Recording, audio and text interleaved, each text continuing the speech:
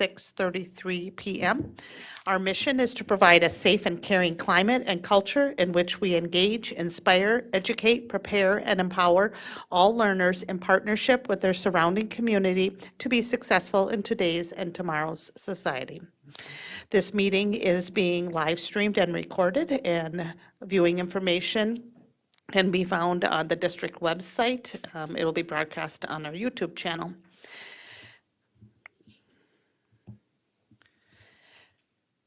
Zach, can you please lead us in the Pledge of Allegiance? Yes. I pledge allegiance to the flag of the United States of America and to the republic for which it stands, one nation, under God, indivisible, with liberty and justice for all.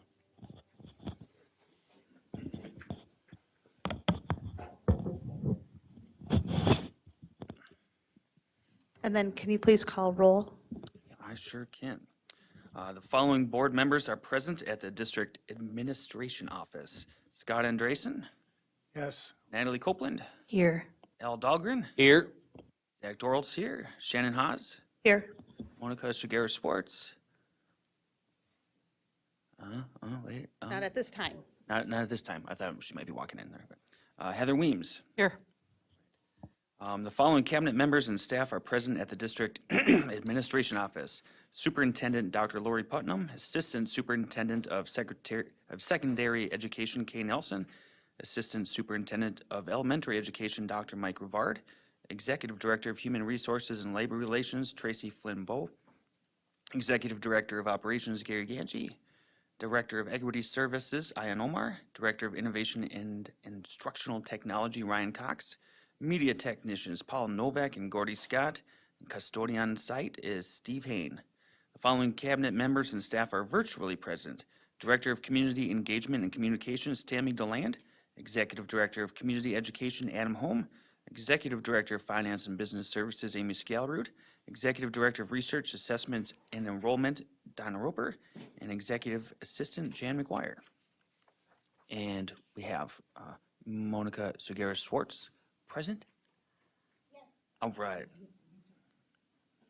Thank you, Zach. Then we're looking to approve the Board of Education meeting and work session agenda. Do I have a motion for that? So move. And a second? Second. I have a motion by Scott and a second by Ms. Weems. Zach, can you please call roll? All right. Scott Andresen, Yes. Natalie Copeland, Yes. Al Dahlgren, Yes. Zach Dorholtz, yes. Shannon Haas, Yes. Monica Sugaris Schwartz, Yes. Heather Weems. Yes. Thank you. And then next is our consent agenda. The consent agenda consists of non-controversial items that the board adopts routinely without debate. Any single member may remove an item from the consent agenda by requesting removal at the time the consent agenda is moved for adoption. We have item A, approval of personnel staff changes. Item B, approval of monthly treasurer's report for January 2023. Item C, approval of monthly financial reports for January 2023. Item D, Discovery HVAC project change order totaling $4,782.86. Item E, Oak Hill HVAC project change order totaling $6,875.35. And item F, Board Policy 297, School Board Appointments to District Committee Organizations. Number change only. Formerly, it was 213.1. Does any board member wish to remove an item from the consent agenda? Okay, then I'm looking for a motion to approve the consent agenda as read. So move. Second. Have a motion by Monica and a second by Scott. Zach, can you please call vote? Monica Sugaris Schwartz, Yes. Heather Weems, Yes. Scott Andresen, Yes. Natalie Copeland, Yes. Al Dahlgren, Yes. Zach Dorholtz, yes. Shannon Haas. Yes. Thank you. Okay, moving on to informational items. We have one informational item up for tonight. It is the American Indian Education Update presented by Ayan Omar, Equity Services Director.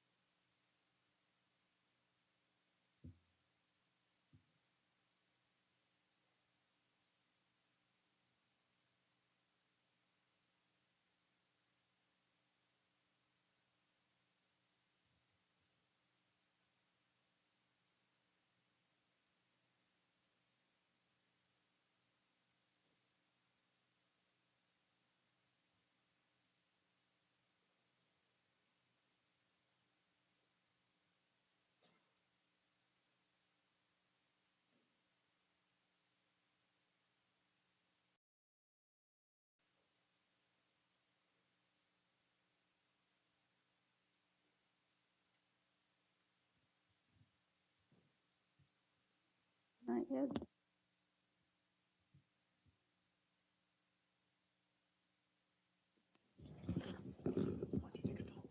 Okay.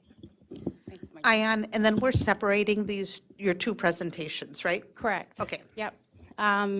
Good evening, Chair Haas, Superintendent Putnam, and members of the school board. I have a few items to share with you this evening. I'll start with the American Indian Education Program update, followed by our APAC documentation and process. And then I also have the achievement and integration to just kind of put out there for a final recap, final vote. Let's see, I'm going to go full presentation mode here.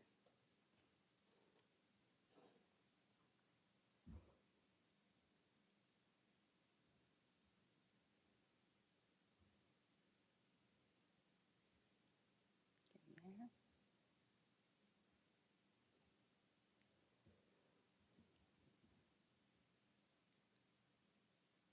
Almost.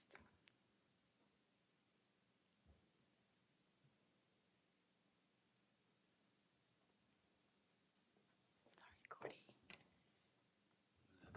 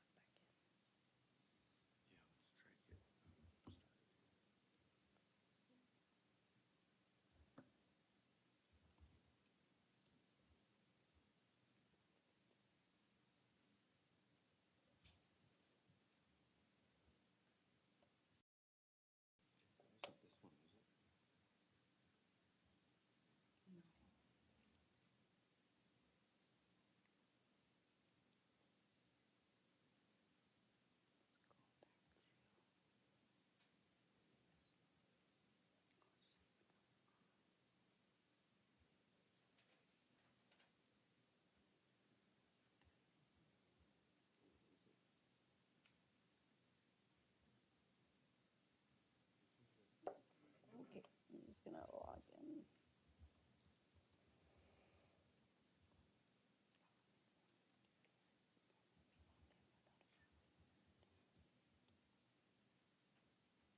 Email was emailed as well, so.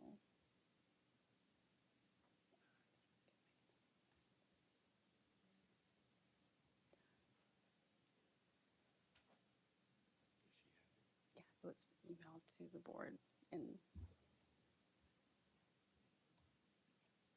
the most recent one.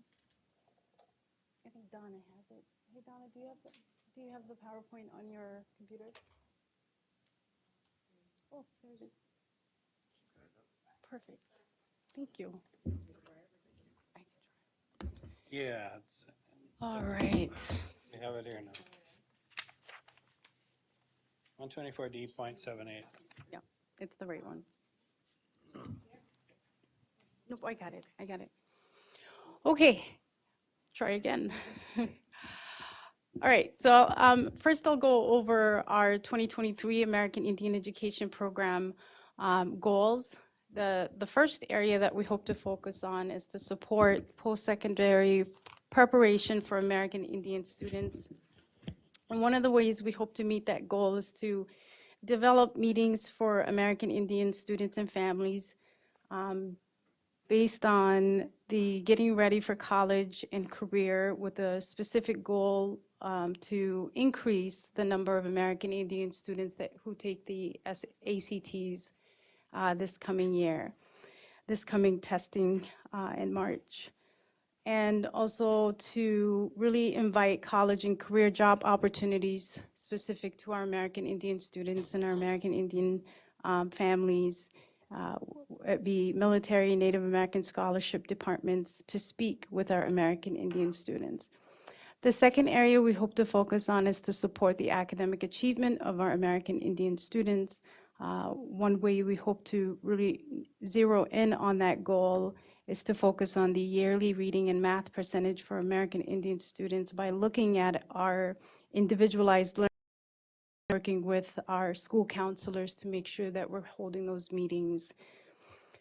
The third area focuses on the curriculum, making curriculum relevant to the needs, interest, and cultural heritage of our American Indian students. And one way we hope to do that is to host the American Indian community into our schools in our district throughout the year to move toward full implementation.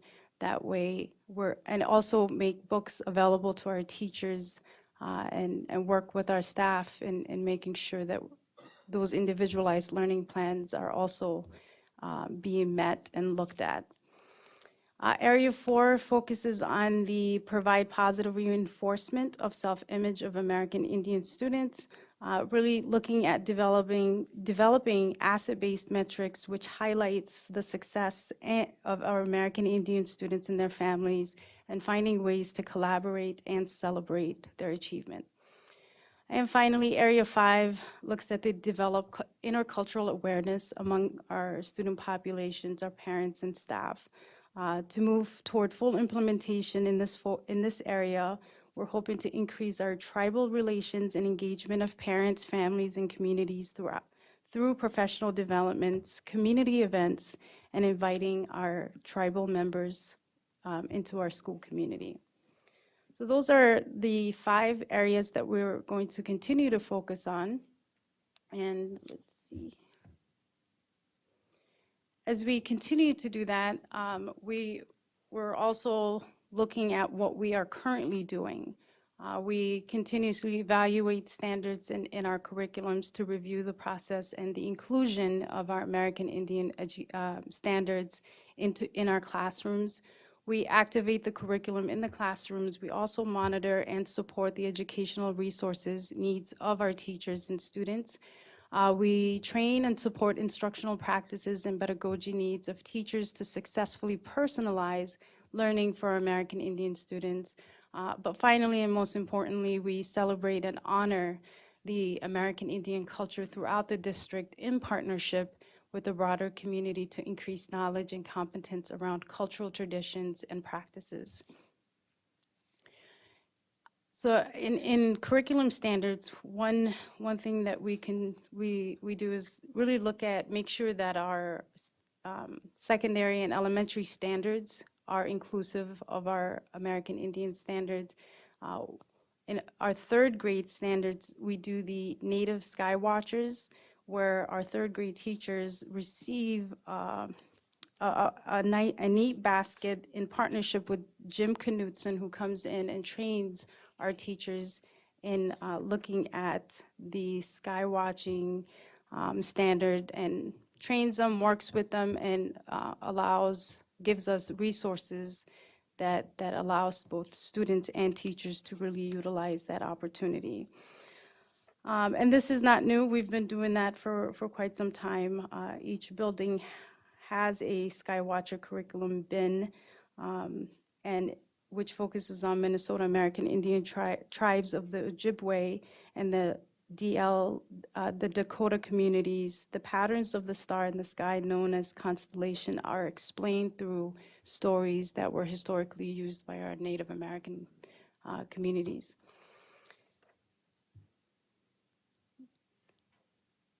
And then in our buildings, one way we try to make sure we're celebrating our American Indian students is through the visibility of the star quilt. In every building throughout our district, we have that visible and available, usually in the front by the office area. But also our ILPs is another way we plan, and we look at check-in meetings. Elementary talent development specialists are responsible for conducting 3 check-in meetings each year for each American Indian student who has a completed ILP. And then district-wide, November 5th of last year, we did our largest powwow event in partnership with SCTCC, SCSU, St. Ben's, St. John's, and our school district. It was well-received, well-attended, and we will continue to do our power events throughout, every year. And finally, our graduation ceremonies in which we celebrate and highlight our graduates, our American Indian students. And last year, we had a neat little event here in this space, which we were able to capture their handprints on the teepee behind the picture there. And as we continue these efforts, the questions we will continue to consider includes, are we embedding American Indian education curriculum and educational programs that are culturally relevant? Are we celebrating American Indian students and families? Are American Indian students able to access educational opportunities to learning with additional supports? And lastly, do we monitor and support American Indian students as we move to meet our goals and as we move toward full implementation? And that is our American Indian education update. Questions? Thank you. Does anybody have any questions or comments on this portion? Monica?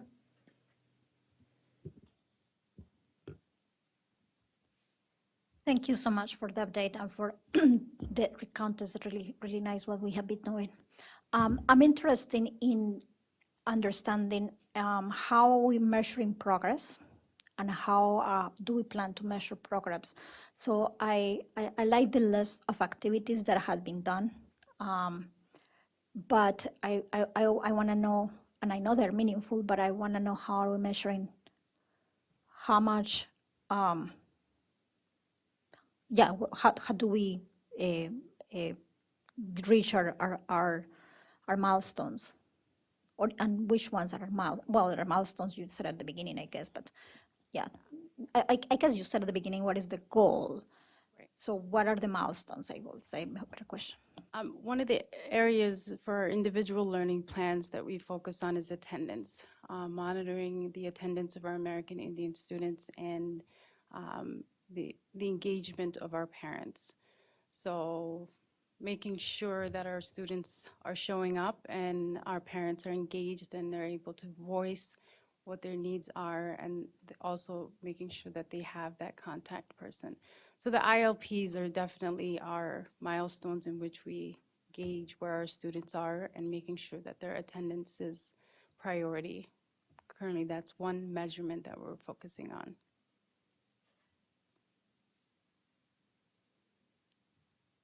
So is there like so do you have like maybe you didn't bring them yet, but do you have like a list of all those milestones and metrics that we will use? I don't have them, but I can bring them. I can send them to you. And the other question I have is maybe for Donna. Have we seen an increase of enrollment of American Indian students here in the last 4 years? Or how does that move?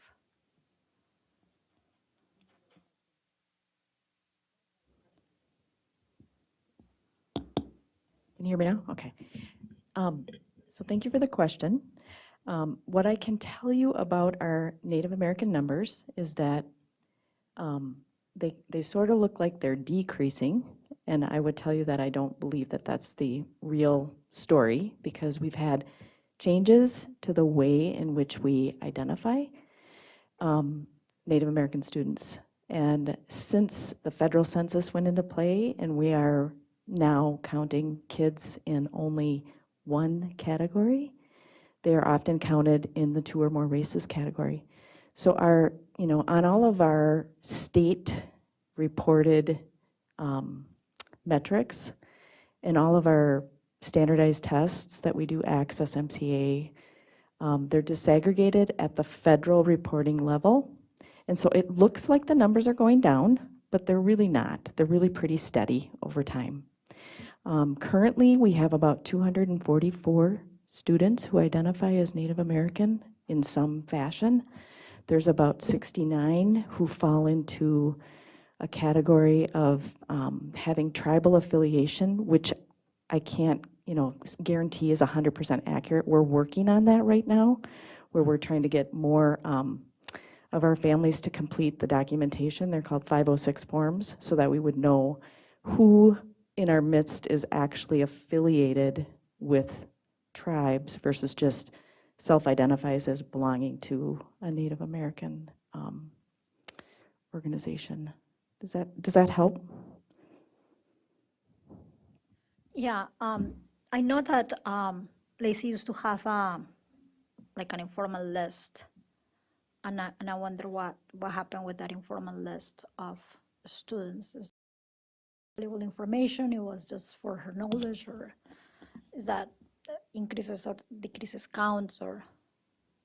Well, so I would say we probably have the same list, because she was getting her list off of our student information systems. And so we are tracking how our students who identify as Native are doing. We are able to disaggregate every standardized measure that we give: attendance, various progress grades, for example, things like that. We can disaggregate at that level. Survey results, we can disaggregate at that level if they identify, right? So,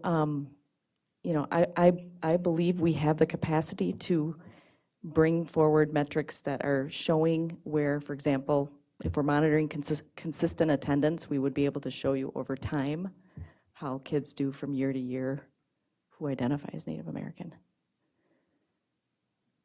Yeah.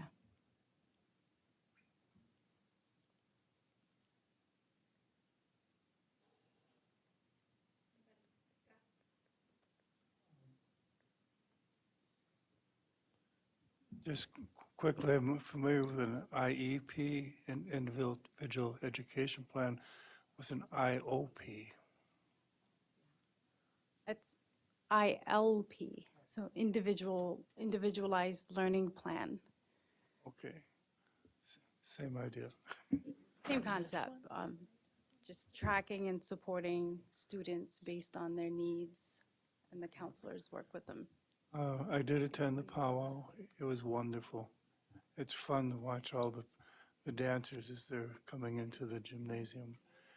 And it's a good thing for people to see. Mhm. She putting up here at 22, 23, right? Yeah. Trying to think how, obviously we talk about whatever, and in this case, American Indian, but in other cases it could be other culturally relevant groups or minority students. When we talk about the majority, how do you measure the changing of, and this is really hard, so it's a trick question. How do you measure the changing of hearts and minds? How do you measure that as you're embedding that there's movement in the way that students think? And it can be very slow, but essentially, is there a way to measure open-mindedness and that sort of learning, and what's changing amongst the majority? Does that make sense? And maybe the answer is no. I mean, I don't know the answer.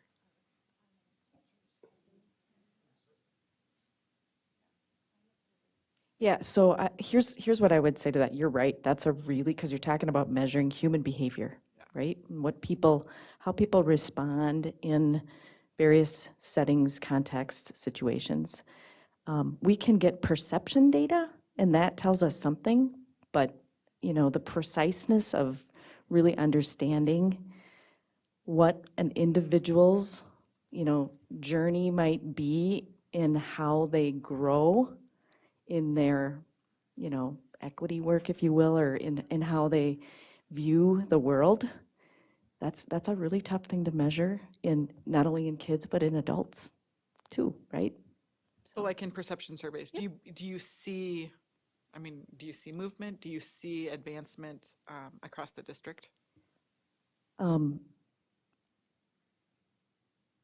I'd have to say, I have to go back and look to see what kinds of questions we're asking to actually get after those kinds of questions. Because our climate surveys tend to be around sense of belonging and feeling represented in the materials, or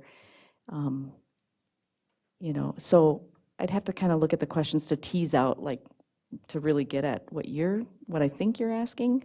Well, and it's nebulous, I will say that. Yeah.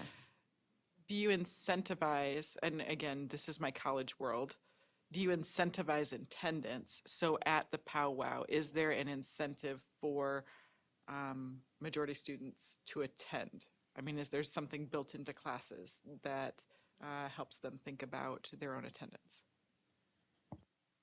That's a great idea, right?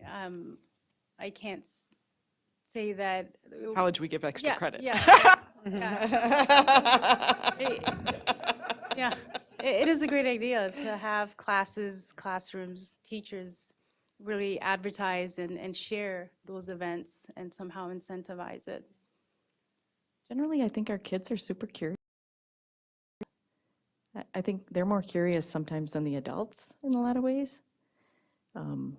But yeah, giving up their Saturday maybe, or whatever it is, would be a different, for some, you might have to,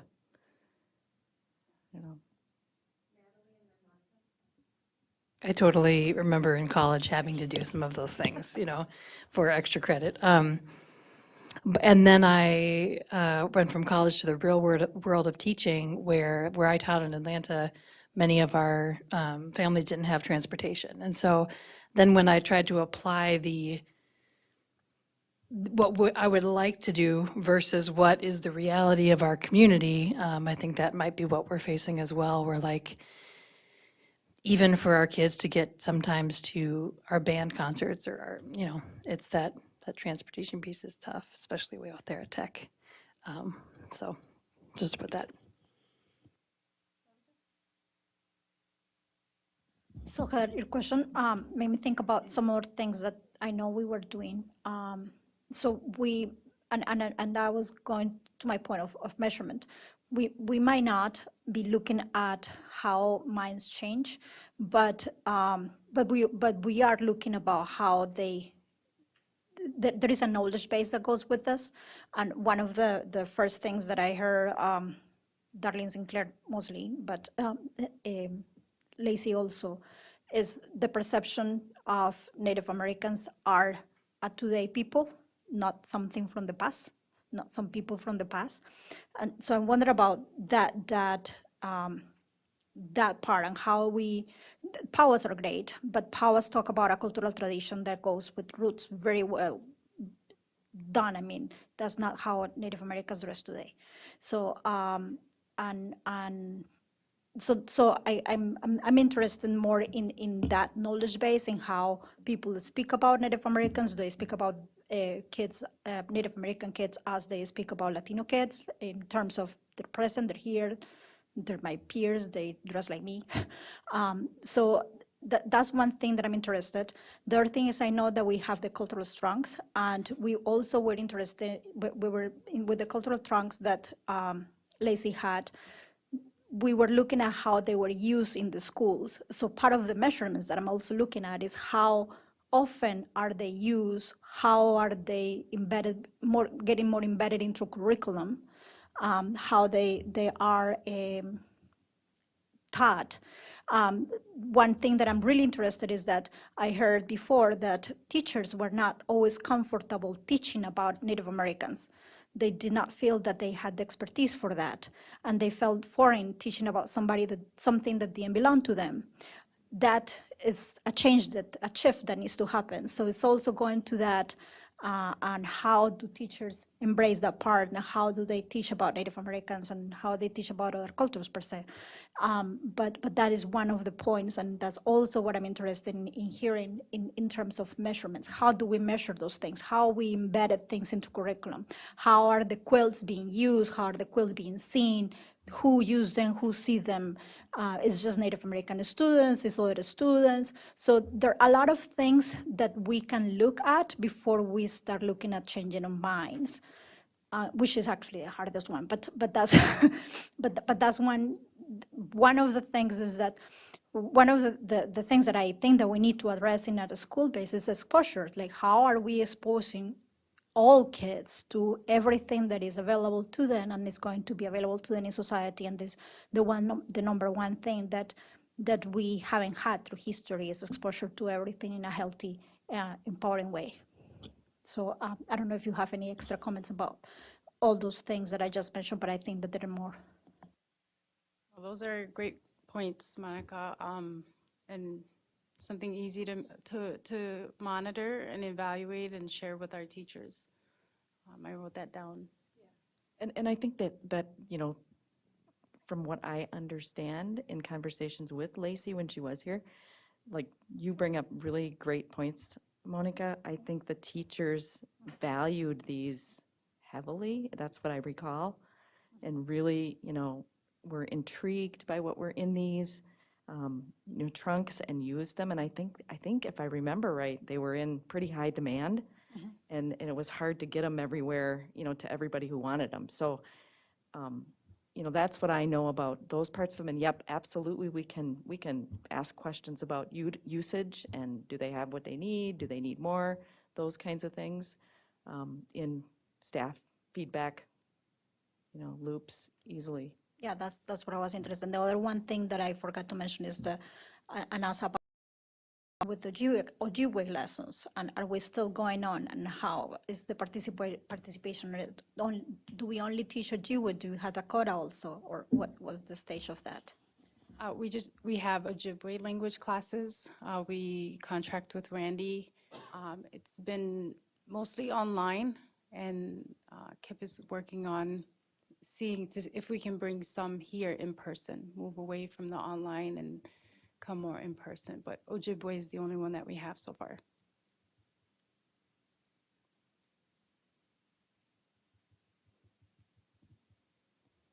Okay, then we're gonna, you're not going anywhere. So, moving on to our next item, we have the American Indian Parent Advisory Committee Compliance Documentation. And so staying with us is Ayan Omar, and welcome Kip Perkins, Parent Committee Member.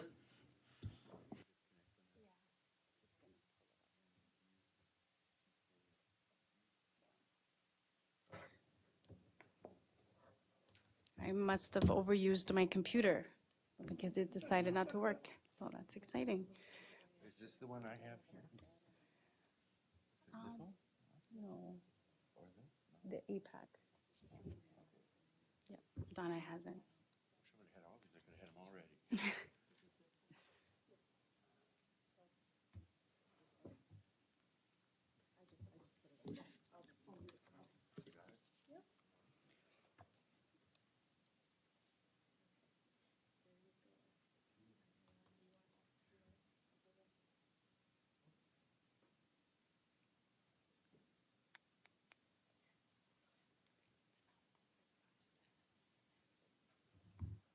Lost our screen here.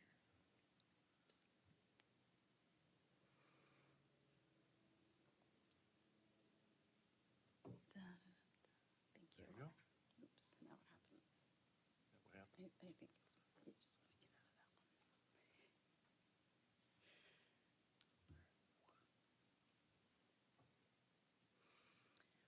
Okay, good evening, Chair Haas, Superintendent Putnam, and members of the school board. In this presentation, we will go over the APAC concurrence process and documentation. As is mandated by statute 12.4D.78, the goal here, we are required that any Minnesota district and tribal schools with 10 or more American Indian students have an American Indian Parent Advisory Committee. And there's a little bit more information about that here that I would go full screen.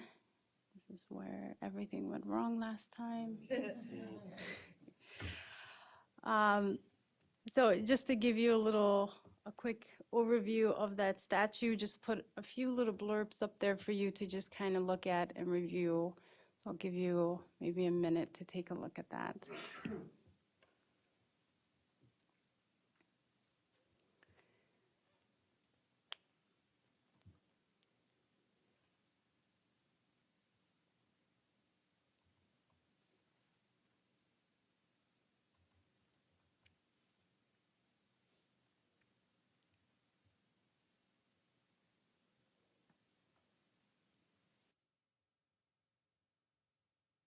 Just a little bit about APAC. APAC is an advisory committee made up of parents, grandparents, students, and staff who represent nearly 244 Native American students in our district.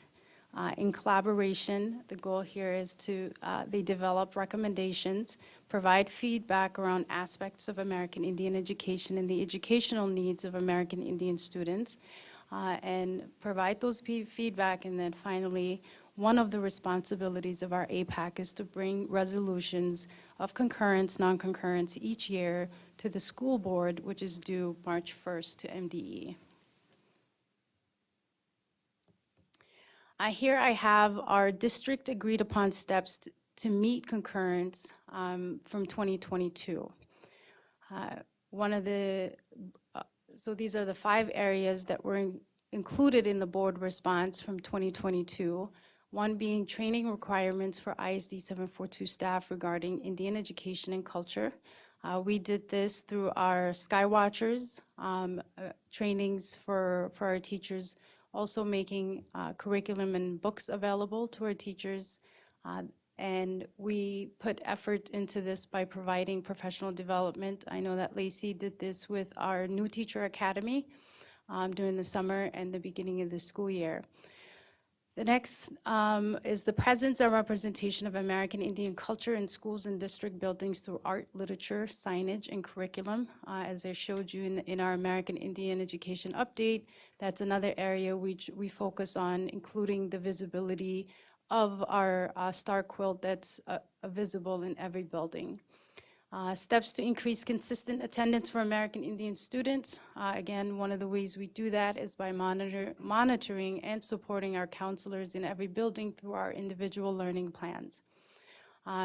Dakota and Ojibwe language courses. The goal here is to finish the year strong with those Ojibwe courses by possibly doing a few in person for our teachers, our families, as well as our students. And then finally, that last point being the board review of Indian education program rubric. We do this through the self-assessment rubric that's provided by MDE. We do that as a department, but also in collaboration with APAC. At this time, I'm going to introduce Kip Perkins. Kip Perkins is our newly added American Indian Education Program liaison who is taking over for Lacey. He's an enrolled member of the Red Lake Band of Ojibwe. He has 2 children in our district, and also MDE requires that the vote and resolution must be presented to the school board by 1 or more members of APAC. So I'll have Kip here share with us the resolution that APAC came up with.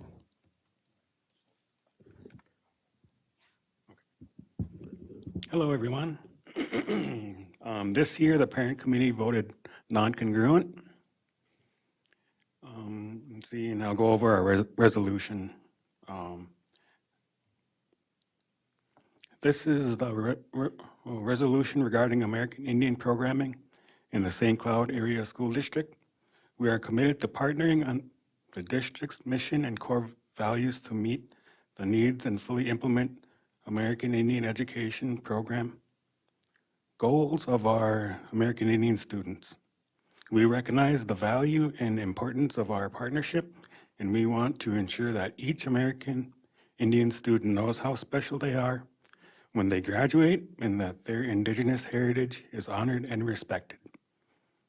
We recognize that changes must be made in order to truly support the needs of our American Indian students and to express a clear separation of boarding school ideology. Following our resolutions and areas of focus, our continued area of focus, one being training requirements for ISD 742 staff regarding Indian education and culture.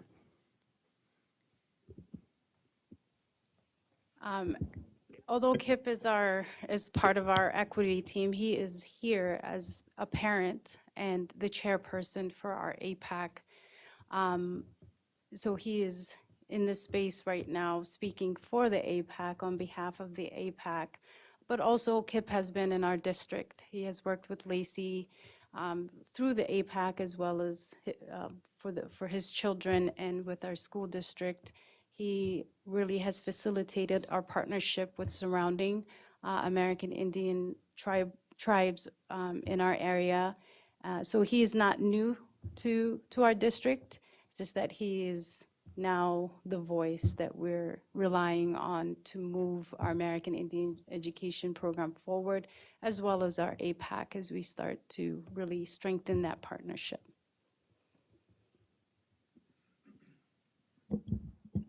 So I will just add, I'm also just super excited to have Kip on board, and I think he is going to take us in a new direction with our families and engagement in terms of getting their feedback and really building some collaborative goals going forward.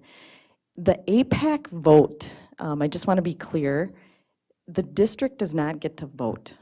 I want to make sure everybody knows we're not voting on this concurrence. This is the APAC's territory, if you will. We, however, can share what we've done, and in conversation with the APAC committee and with Kip and staff here internally, we, with very good intentions, went through all of the areas on the concurrence plan from 2022, and we really do feel like we made our best efforts to do what was asked in the way that it was written. And some learning for the district in that is that how do we get a little more specific in our goals so that we are all understanding what it is we're trying to do. I think we thought we understood, and we had some vague language in our training requirement goal.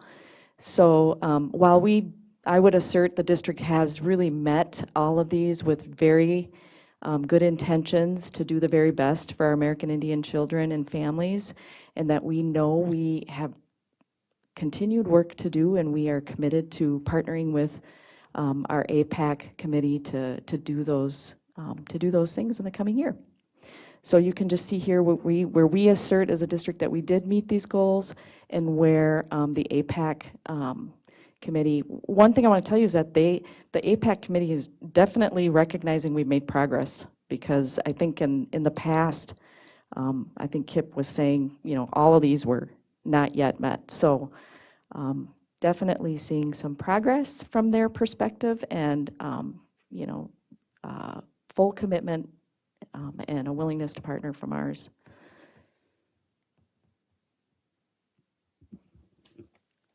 So with that, here are the next steps. Our goal is to submit required documentations to MDE, listing, including all that is bullet pointed there. And then by resolution, the board must respond in writing within 60 days to each recommendation made by the committee and state its reasons for not implementing the recommendation. So that would be our next steps from here on, and then we are open for questions.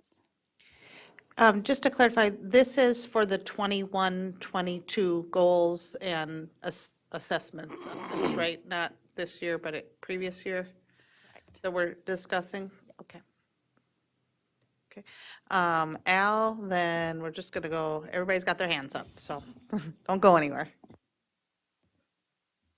Already on. I have a few questions on this and some comments. First of all, the concurrence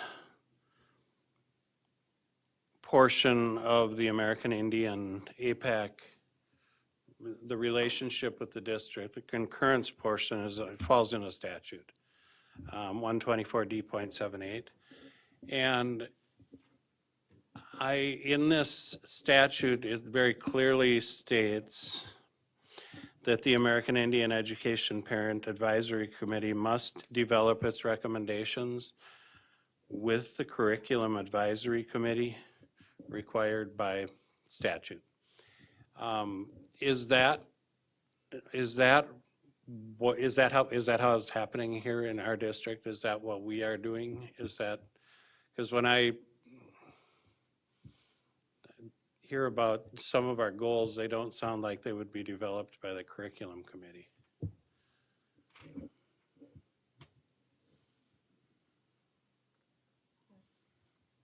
Are you talking about this concurrence? These goals were, I believe, created with Lacey and with learning and teaching, the ones that we have for concurrence tonight. But I'm talking about, there's a statutorily required curriculum committee. Yep. Which includes parents and other community members, and supposed to meet several times per year. And this statute, 124D78, says the American Indian Parent Advisory Committee must develop the one that I have in front of me got cut off, but they must develop their recommendations in consultation with the Curriculum Advisory Committee. And I'm wondering, was there a meeting with the Curriculum Advisory Committee in which this was discussed and these were the goals that came out of that discussion? I want to know if we followed that portion of this statute, or was it developed with the APAC and learning and teaching? It's different. So I'm going to answer to the best of my ability on And that. I'm not asking it to Right. play gotcha. No, just and asking. I appreciate the question, and it's a fair one. And from the documentation, from what I can tell, which is a drafted piece that was shared with the board, it does appear to me that there was learning and teaching. Okay, and I'll give you an example, because in here, it literally says things like, in coordination with learning and teaching team meetings, in working with the director of community engagement and communication. So it literally calls out in here that there was coordination in this process. I was not a part of it, so I can't say for certain what what exactly transpired. Going forward, okay, and this is some new learning. We're all fairly new to this process, so I really appreciate the question, because it is something we are going to do going forward, is to work very closely with curriculum and instruction, because that's really what concurrence is all about. It's around getting everybody on the same page about what it is we're concurring over in a given year. And each year, we're going to iterate around this process to see that we're moving the needle on the education and educational needs of American Indian students. Right? So that's what I know, and I don't know, Ayan, if you have any other insights from. I do recall that Lacey and Lori, I was part of several meetings last year where it was around the rubric and curriculum. But it's that advisory committee I think I get hung on, that I'm unable to answer. And the rubric isn't really related to the statute whatsoever. It may be a best practice type thing, but it isn't related to the concurrence statute. The concurrence statute is it's a very skinny road that you're going down, and you follow this road. And then we come to either concurrence, that the things that were part of this, the goal setting with the curriculum. The curriculum committee is a part of it. It's done in consultation with the curriculum committee, but the goals that are then set, if the district meets them, and we feel that we did meet them, but I do question some of the goals. I don't know that they would really fall within the curriculum committee's, if it's really the prerogative of the curriculum committee, some of the goals that are listed. And it costs for a day of staff training, costs anywhere from 115,000, I believe it, 115,000 if we go with staff stipends up to $375,000 for a full day staff training. And that's a big amount of money. And I don't know that it is really, to me, that's a superintendent's decision. And we don't have enough staff development days right now, the way that it is, to meet our needs for statutory training needs. And so I don't know, I'm not questioning, I mean, I'm not saying that we don't need American Indian staff training at all. I'm not arguing that. I'm just saying that what we do for staff training is a big decision. We have a limited amount of staff training, and I really believe that that is a superintendent decision, not a decision for a curriculum committee made up of parents in the community. And for us to be non-concurrent because of APAC's feeling that we didn't do enough or that we weren't providing enough staff training, I don't feel that falls within the guidelines set in the statute for concurrence or non-concurrence. And I'm sad to once again be a district that's non-concurrent, because I don't think it benefits anyone to be non-concurrent. We're doing a lot of things in this district, and a lot of really good things to bring forth and to highlight American Indian education. And I think that we are willing to do a lot more. I don't think we're backing off at saying we don't want to do it or hiding from it. I think it's something that we really want to do. And to be non-concurrent year after year after year is really a phase, and like we aren't putting forth the effort. And yes, I believe that we are putting forth the effort. I look at what we did in dyslexia. In dyslexia, which I think we have we've come miles and miles and miles in the dyslexia program, and we didn't start with an all-staff training day to train all staff on dyslexia. We started with about 5 teachers. We sent them to a dyslexia training, and they learned what they needed to bring back to their classrooms to begin to work with students who were suspected or had challenges, so that they could identify students with dyslexia. And the results were awesome. And so the next year we made sure that there was another 5 teachers. So now we had 10. And the program each year continued to grow. And after about 7 years in this district, we're screening every student in the district for characteristics of dyslexia. And we have one of the strongest programs in the state, but it didn't start all at once.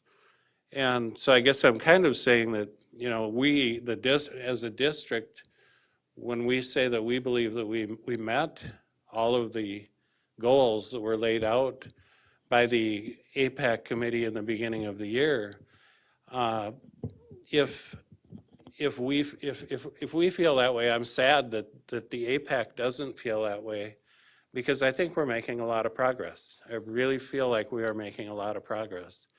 And I guess me personally, I would ask that we get a further explanation of the reasons for the non-concurrence. And I know it says right in here that at this time right now,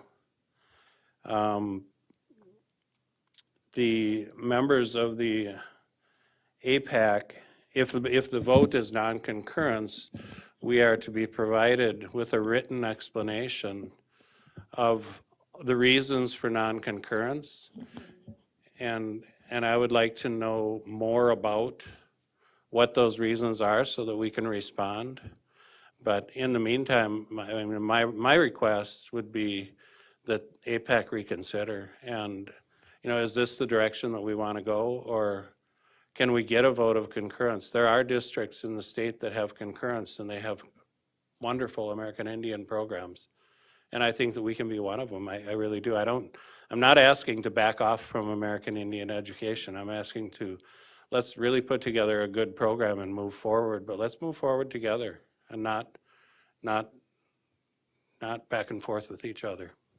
That would be my ask. Thanks, Al. We'll get the written resolution sent out for sure with the reasons listed. Natalie?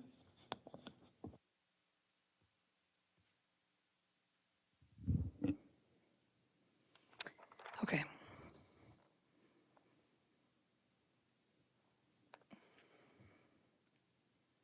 It says here that that the opportunity to effectively express their views is the reason for the APAC committee. And what I heard and what Kip said, first of all, for Kip to have to come and read that to us, it's sad that we're even, it's sad that that's who we've been as a nation, and it's sad that we're still struggling. And that's a reality of where we were. I mean, I think for you to say, Kip, boarding school ideology, that's real. That's real stuff that happened here in our community.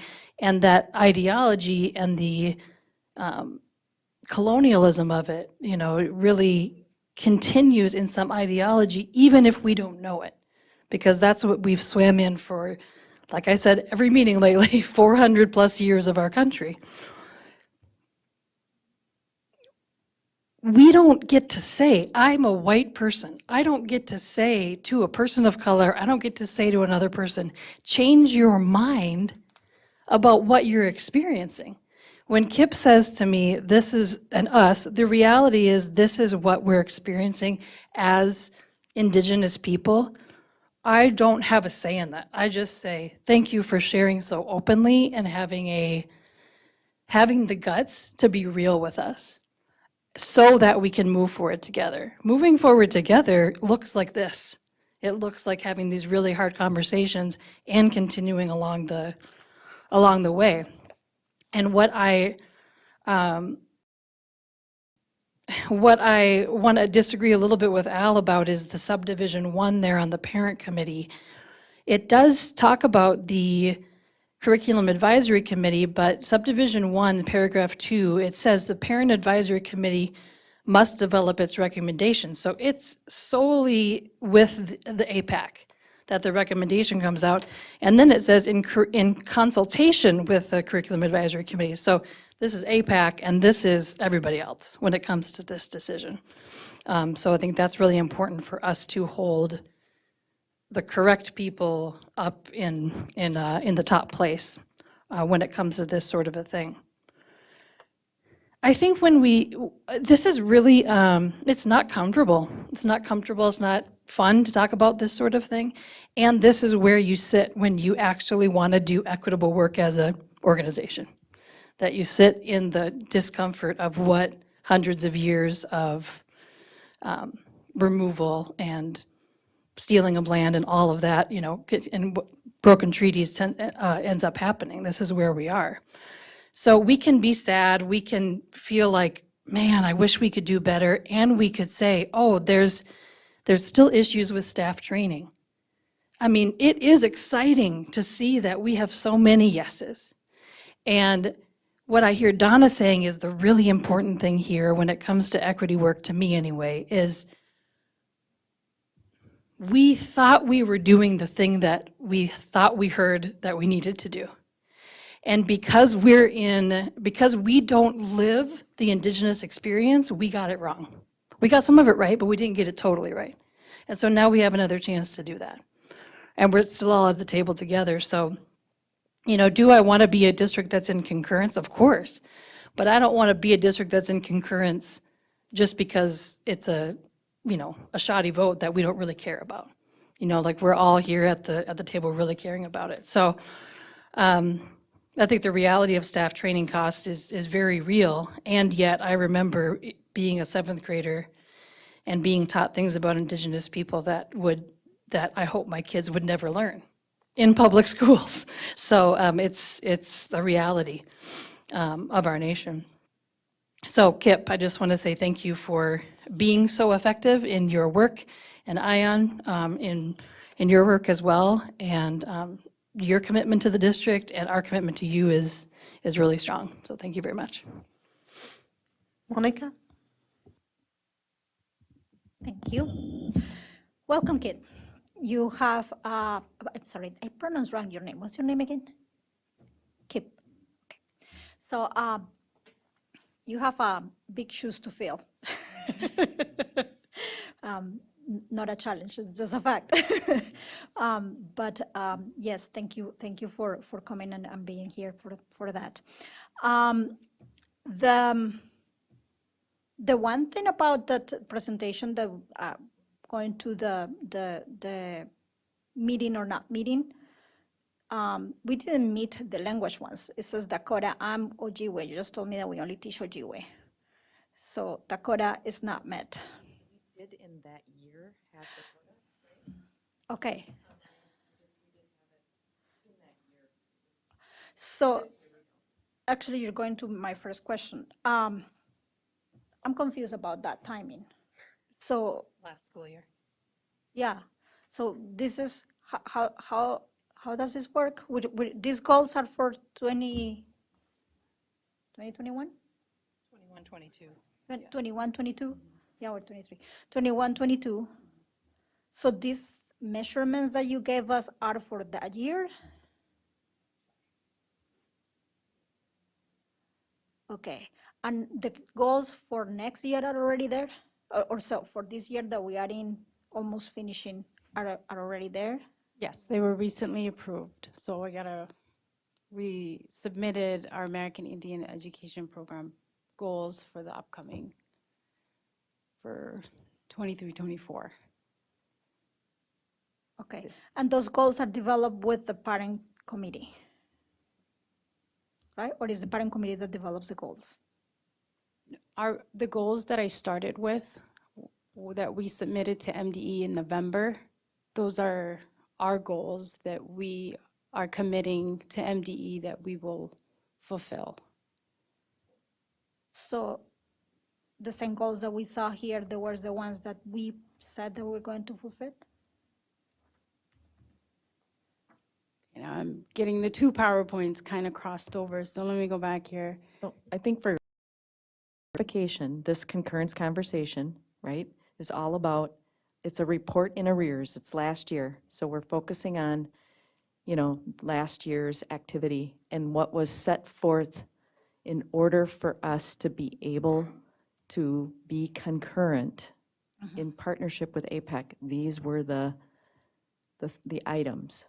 So these items, who set up these items? The parent committee. With Lacey and, Okay. And the goals that you're talking about that we submit to the Department of Ed, those are the ones or the plan that does the other presentation that you just did. They're in relationship with this, but they are not exactly the same goals, correct? Okay. So these goals for this year, the ones for the parent committee, are they already set so for this year, for the next year? So just, this is what has to, in my next steps, understanding, the response that the parent committee provides related to recommendations to get to concurrence are yet to be sent to you. Those are things that the parent committee and KIP have to create in response to the board, right? So that you can say, yep, this is what we're going to agree to do for 2023. And do we get to agree? Did last time. Yeah, okay. Yep. So- Signed off on these last time. No? The other question that I have is that Al said that there are schools that are concurrent, and that came for some reason as a surprise to me. Can we get a list of those? Can we see it? What schools are concurrent and how do they how did they reach that? I believe that's a good idea. Reach out to other schools to see how they're reaching concurrent and find different partnerships. I'm sure that's public information on MDE. I can't say for sure that I have them. I don't have them, but I'm pretty sure that's on MDE, but Do you know all of the, which schools are concurrent? Do you know that? So Monica, I know, What? I do not know what schools, what districts around the state were concurrent. Mounds View was concurrent. I Rosemont, do not know Appleville. that Yep, answer. I can reach out to colleagues. Rosemont, Apple Valley, Egan, for example, is concurrent. Okay. There are districts across the state who are reaching concurrence, and absolutely, we can reach out and get a list and talk to folks and see what they might be doing. And I think that's a really good idea. So one of the things that I'm interested in while you do that task is that I have understood the position of the parent committee, and you tell me if I'm wrong. I also got to hear up and loud the boarding school ideology that we still practice, and I mean, in agreement with what Natalie was saying, we still have to decolonize our minds a whole lot to be able to reach different levels of many things, not only our perception of Native Americans, but there's many other things that we can talk about that, not the conversation right now. But what I have understood that the position of the parent committee has been is to really, to get to that high point, which it doesn't seem a point that is reachable in my lifetime.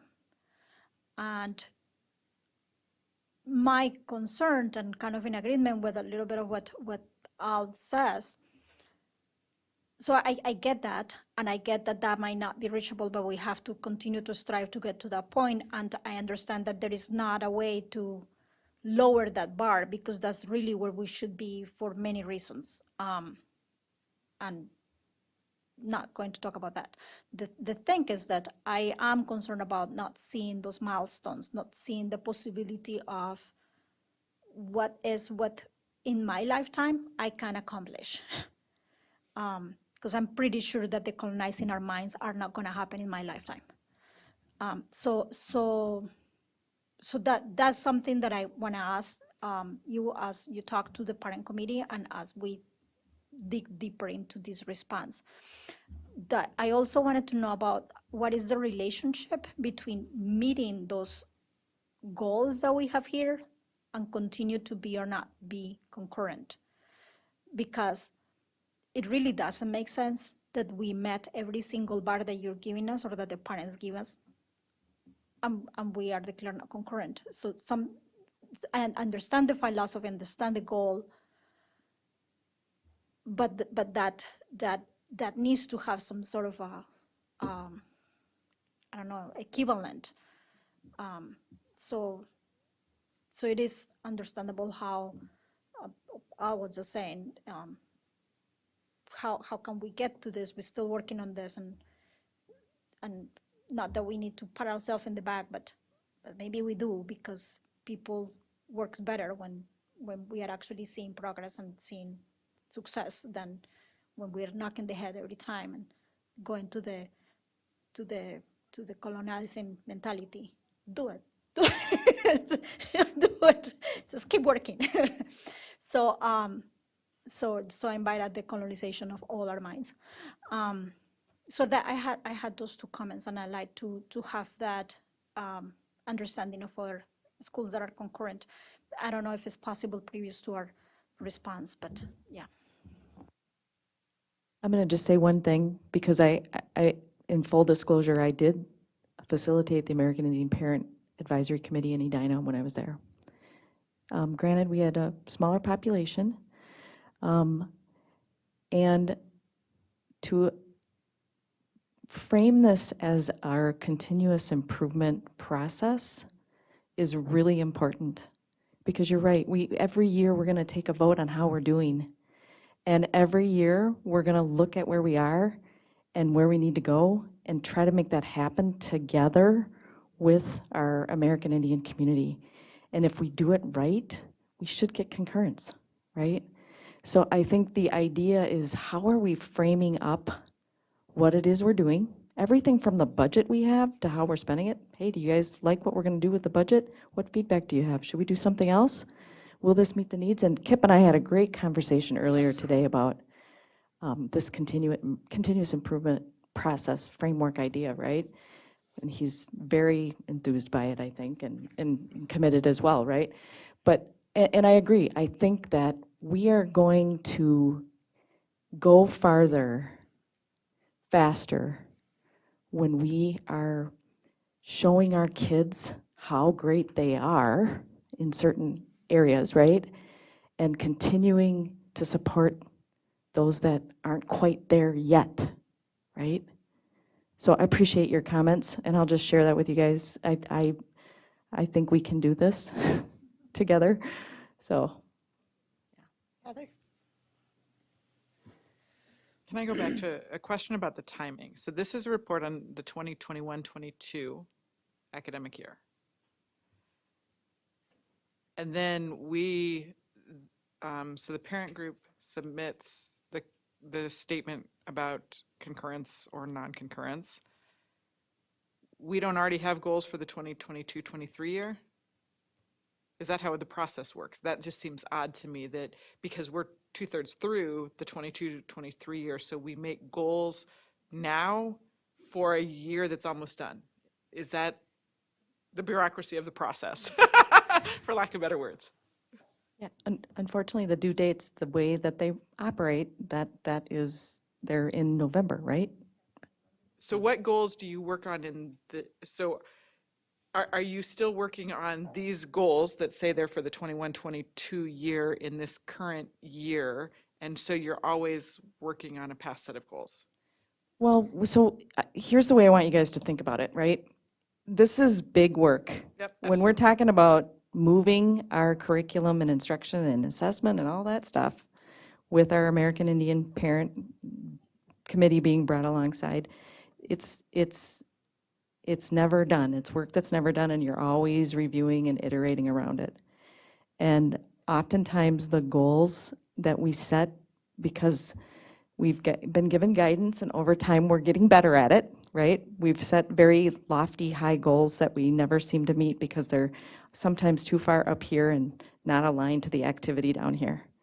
So what we're trying to do is get better at goal setting here to impact up here, if that makes sense. No, it makes complete sense, which is why the process itself doesn't make as much sense to me, because to me what it appears is that ultimately what it is it's a multi-year plan, and then you're giving it. So if these are, and what I'd say, one of the things I wrote down is the importance of the agreed upon steps to concurrence.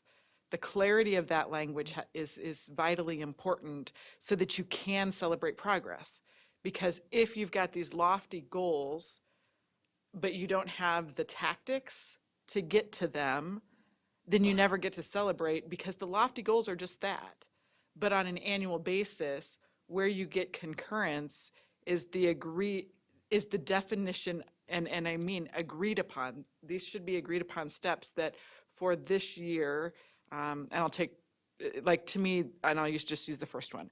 Training requirements for ISD 742 staff regarding Indian education and culture. That to me is very vague, and anyone looking at that and evaluating it could evaluate it differently, because the district may feel like, yes, they did that, but how much are you supposed to do? So to me, that's the tactics of, okay, in the 21-22 year, the overarching goal is training and training requirements.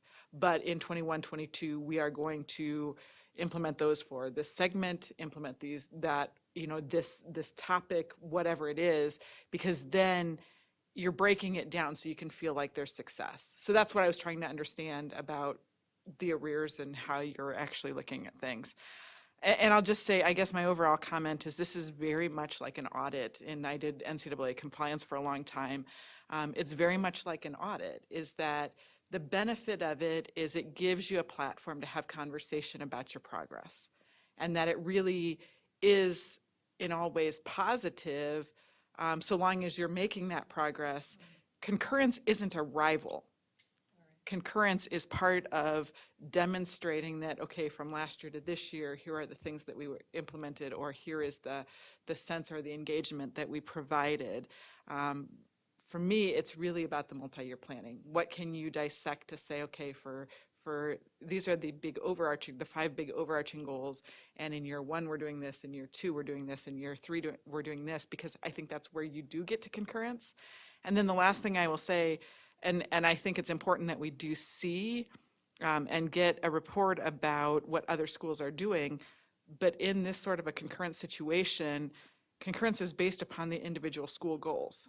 So just because Edina or whoever reaches concurrence, 1, you have different people at the table, and 2, you may have completely different goals because of the state or the population or of the demographics or the numbers or whatever circumstances you are. So just because that's the formula for success for that school, I want to empower you all to do the formula for success for District 742, because that's what matters. And maybe there's some strategies that you can use, and you obviously have experience, but we shouldn't restrict ourselves to trying to follow a template that may not be the right thing for us. So, but thank you for your work and for your feedback.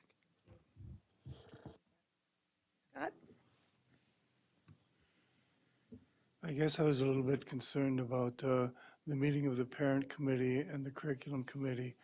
It sounds like in 21, 22, you probably met, but we don't really know for sure. Now, how about in this, and for this year, this 23, 24, was there a meeting between the parent committee and the curriculum committee? That's not what it says.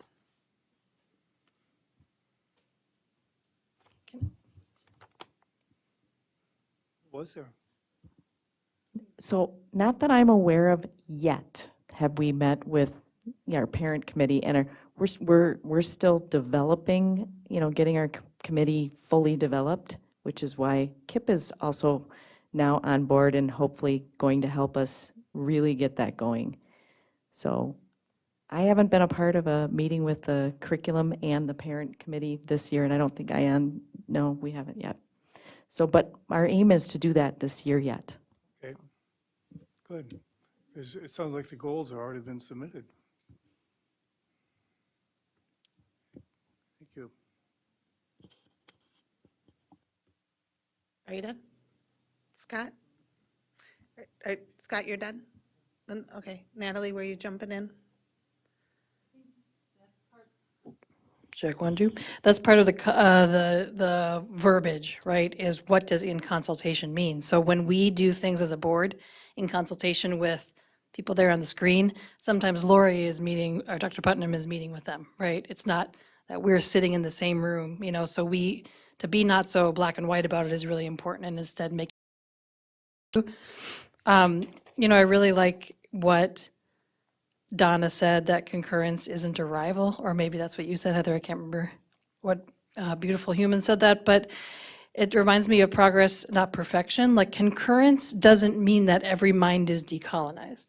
Like, as much as I try to decolonize my mind, it won't ever be that way because of how I grew up and how and the way our country was formed and continues to struggle. And yet, because we're here in 2023, we can announce that struggle and continue through it.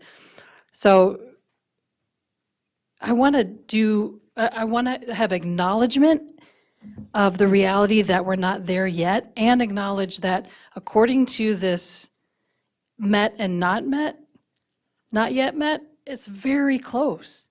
And if I recall, when we first really started diving into this, my first or second year on the board, that I recall anyway, it was very far from where we are now. So you see the star quilts in every place. You see that Dakota and Ojibwe language. If you haven't been to the graduation for Indigenous students, it's one of the most beautiful things I've ever witnessed in my life. Like, it's individualized. It's just beautiful. So like, we're definitely making progress. And I think you're right. I think we can do it together if we see that concurrence is an arrival, and yet it is, how are we doing the things that we need to do? And in not in our understanding as a district, but our understanding has to be the same understanding as APAC. And that's a big goal of equity work is I can't know Kip's lived experience, but I can say, oh, I thought this is what it was. My bad. Let me realign what our goals are because I was wrong. So, and I think y'all are really good at that. Everybody sitting over there. So thank you. Okay, And as far as next steps, my understanding is that that will come to Achievement, Integration, and Equity Committee, the goals. Is that right? And then, yeah? Okay.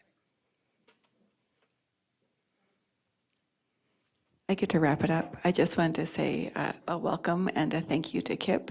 Oh, put a pin in that. I'm not so certain that it does go to Achievement, Integration, and Equity Committee. I believe that it's the board, it's a board resolution, it's not a committee resolution. I'm not so sure about that.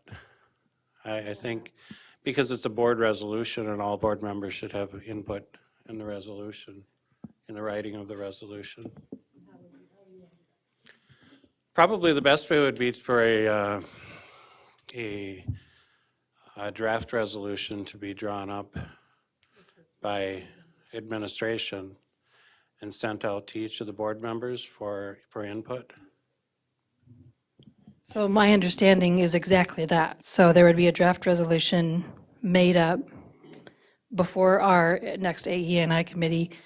The committee would speak some stuff into it, maybe just say, great, wonderful, and then send it on to the board. And then the next step after that is, I don't know if there's board feedback or whatever, but then come for a vote. So it's a both and, in my opinion. That's how it's been done in the past, anyway. Monica? So my only concern about this is that I heard March 1st that we have to do this?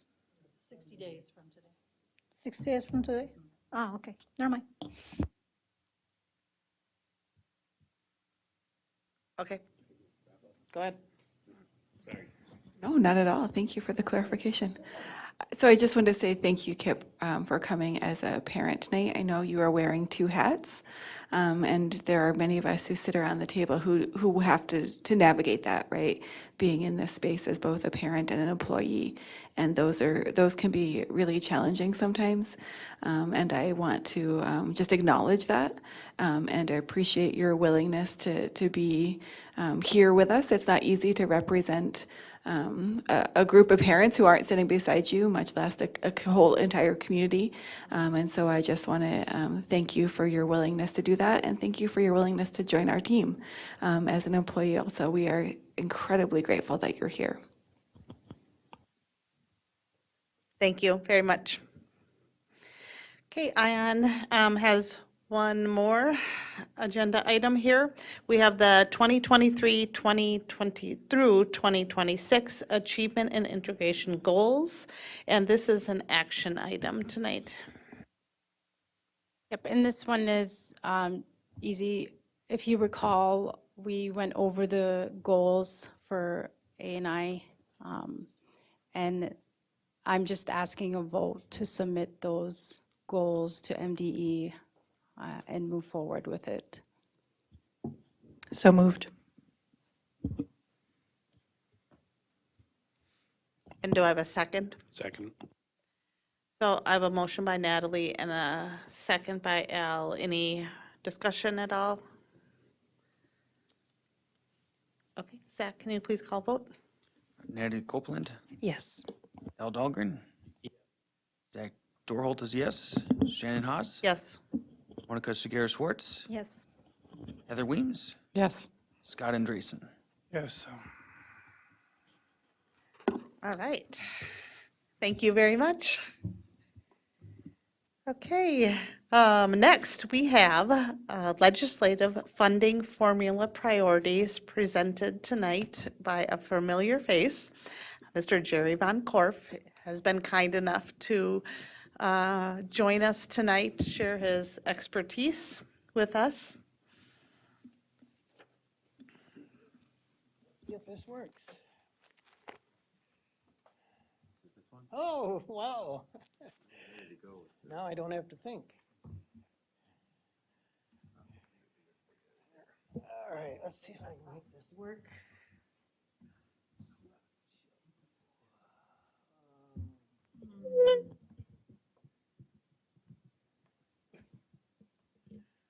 Oh my, there's more play from current slide.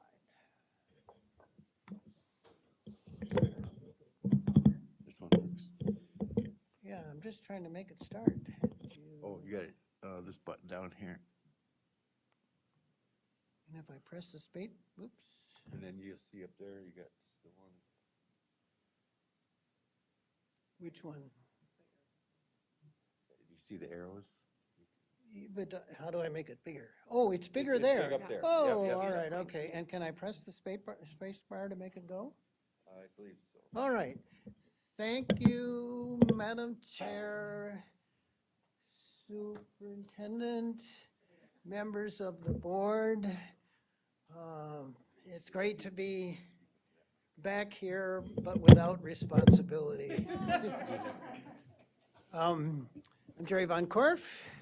I've asked Amy Trombley to come along with me. She's been helping with CIRAC, St. Cloud Educational Rights Advocacy Coalition work that we're having with the Department of Education. When I write something, then she fixes it with, and that's a tremendous help. And of course, do you all know Amy?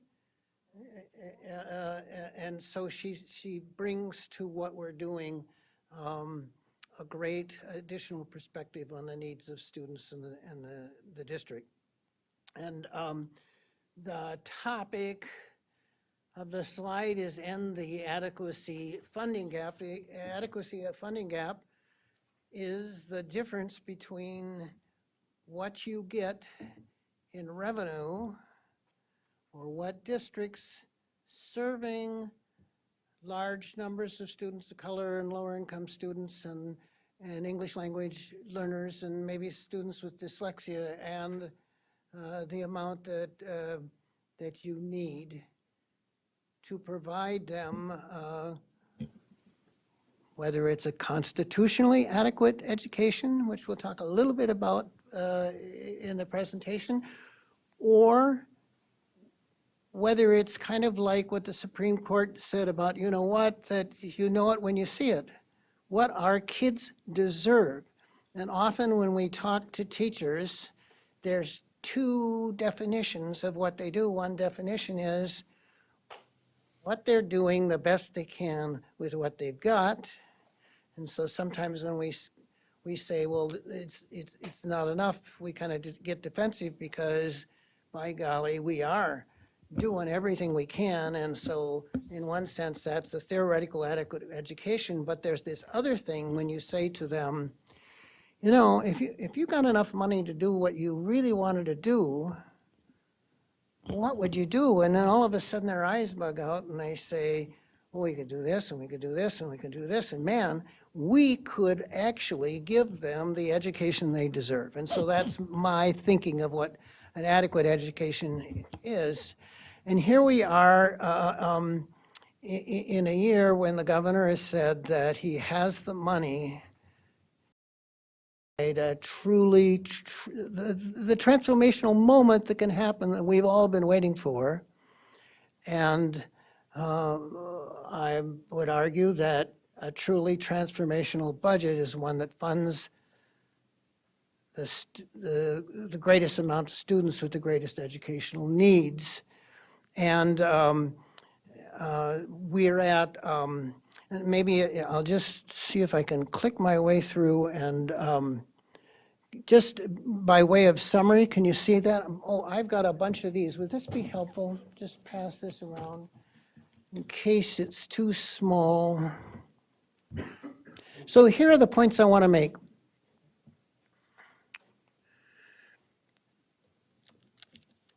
First of all, Minnesota grossly underfunds school districts serving students of color, lower income students, English language learners and others with the greatest educational needs in Minnesota. And we'll talk a little bit about that. The consequence of this gross underfunding is a persistent, intractable achievement gap. Does that mean money is the only issue? No, you talked about some things here today that aren't, well, there's some of them are money things. Having the training and all of that kind of thing. You talked about dyslexia. Money only didn't make you one of the district's leaders, the state's leaders in dyslexia. But if you don't have the money, you can't even think. You can't even conceive, you can't deploy the staff discussions that you need in order to get where you need to be.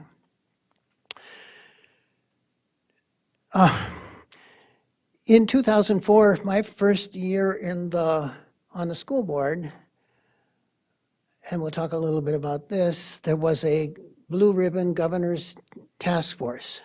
I'm on the school board. We're talking about what do we need to do. The governor was Pawlenty, and he said, you know what, we've got a major problem in public education, and part of it is that we're not funding the full cost of meeting the needs of students of color, English language learners, lower income students, and there are more and more of them, and we got to do something about that, and they made a recommendation to determine the cost of providing an adequate education for students. That was the Blue Ribbon Task Force recommendation. And we are now 20 years since I first joined this, because we all thought, okay, something's going to happen. And still, never has the state of Minnesota done anything to estimate the cost of doing what you wish you could be doing if you had whatever that cost is. So about 2019, NAACP, some parents, some folks interested in English language learners kind of got together, and we kind of said we've had enough waiting for this to happen. Let's bring a lawsuit. We brought a lawsuit to enforce the constitutional right to enough funding for an adequate education. That's been limping along or percolating along, and we are now at a critical point when something is about to happen out of that lawsuit, and that is that the district and the board and CIRAC and the Minnesota Department of Education, sometime this month, it was supposed to have been last month, but they've had turnover at the department and it's gone slower than we want to, and actually good turnover at the department, but it's taken some time. We're supposed to agree on a report that will, for the first time in Minnesota history, provide the legislature and the governor and public with a vision of what enough money in a school district serving these students and enough programming and enough change and enough reforms that the money would help buy, what that would cost and what would it look like.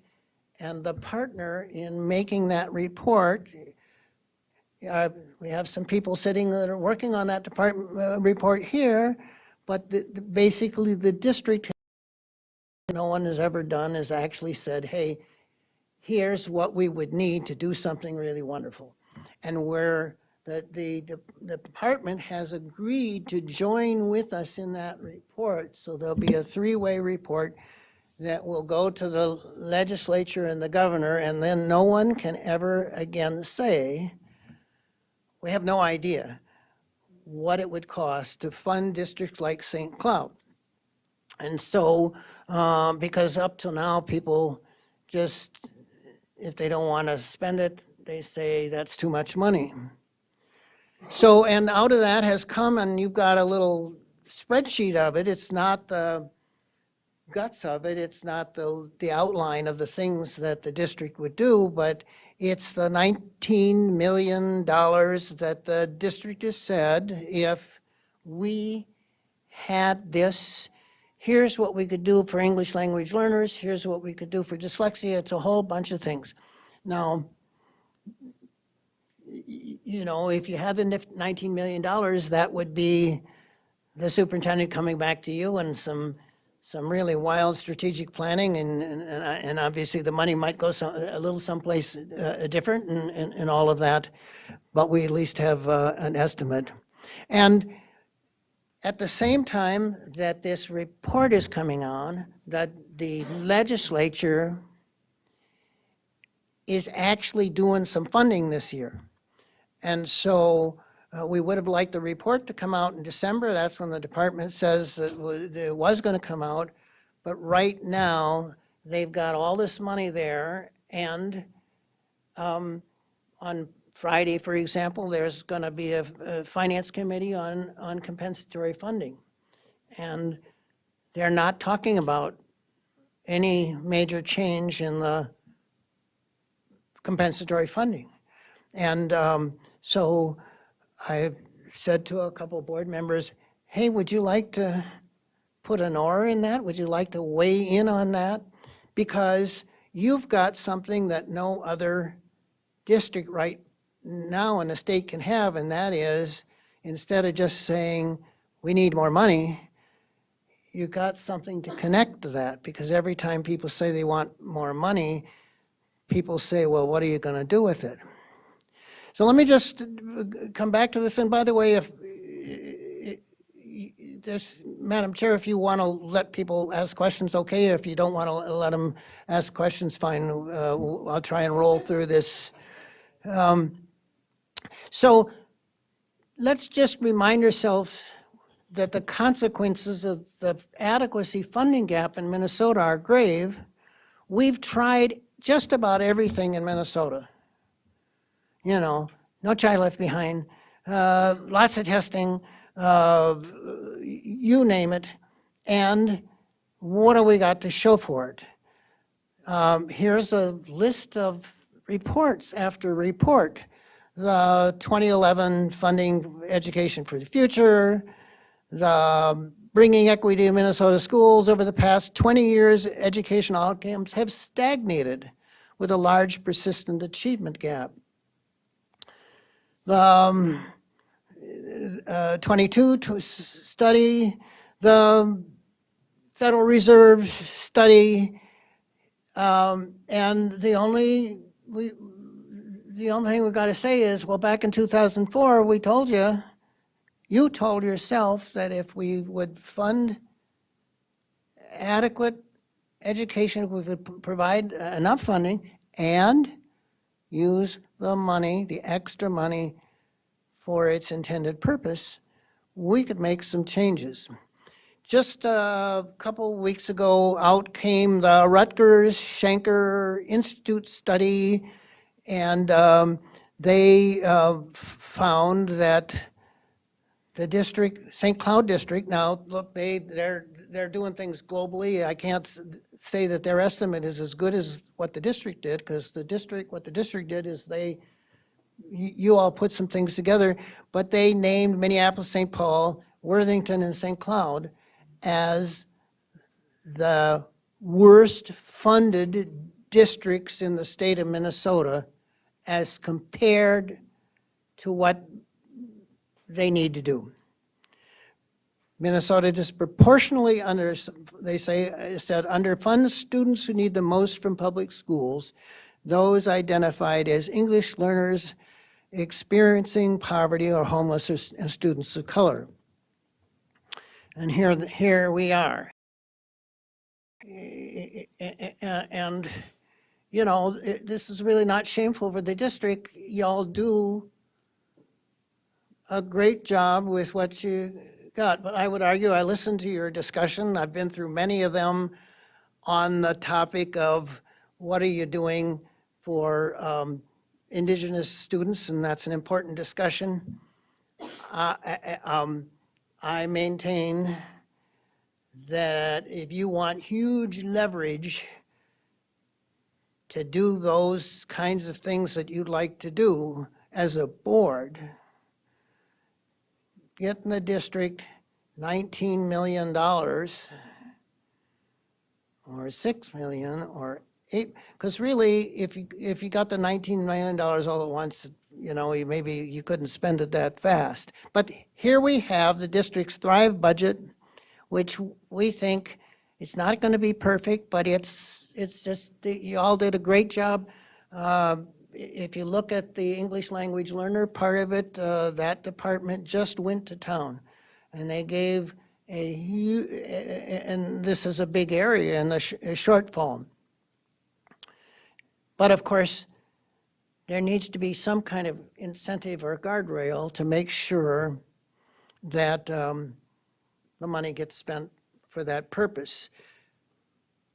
As background for that, I just want to emphasize, because this gets sidetracked, the constitutional standard, the real one, not the one that the lobbyists talk about, but the real constitutional standard for what the legislature is required is that there is a fundamental right under the Education Clause to a general and uniform system of education which provides an adequate education to all students in Minnesota. And in 1993, the court asked what would that standard be, and some people said everybody should get equal, and some people, and the court decided no. Based on the state's brief, that meant that the state had a requirement to provide enough funds to ensure that each student receives an adequate education that meets all state proficiency standards, outcome standards, not teaching standards. It's not enough, the court said, merely to teach people to read. They got to learn to read, and that's the expectation. So I just want to emphasize that, because sometimes people have slipped that around and said we're teaching the standards, so we're meeting the standards, and that's true, but that's not what the court said. So I just mentioned this 2004 report because that was what we said to the department and to the court. We had a study. The study said that we need in Minnesota to cover the, quote, full dollar costs of ensuring Minnesota's public school students to achieve state-specified academic standards. And that funding should be tailored to the relevant characteristics of individual students. Well, you wouldn't put a dollar sign on each student. If we tried, we could figure that out, right? But we don't try. And it said that the state should conduct research to determine the appropriate weighting of the characteristics. And the research would then inform the legislature of what it would cost so that they could appropriate it. And that committee was working with a finance team to do that, for better or worse. I can't say that I would have done it quite the way they would have done it, but they were working on it. And then out of that, the recommendation, and they were doing this against the background of the Skene decision, right? They knew that they had to do this because the court had told them that they were going to do it, they had to do it. And so by golly, they were marching down the path and they were going to follow Skene, figure out what it costs so that the state could appropriate money to all districts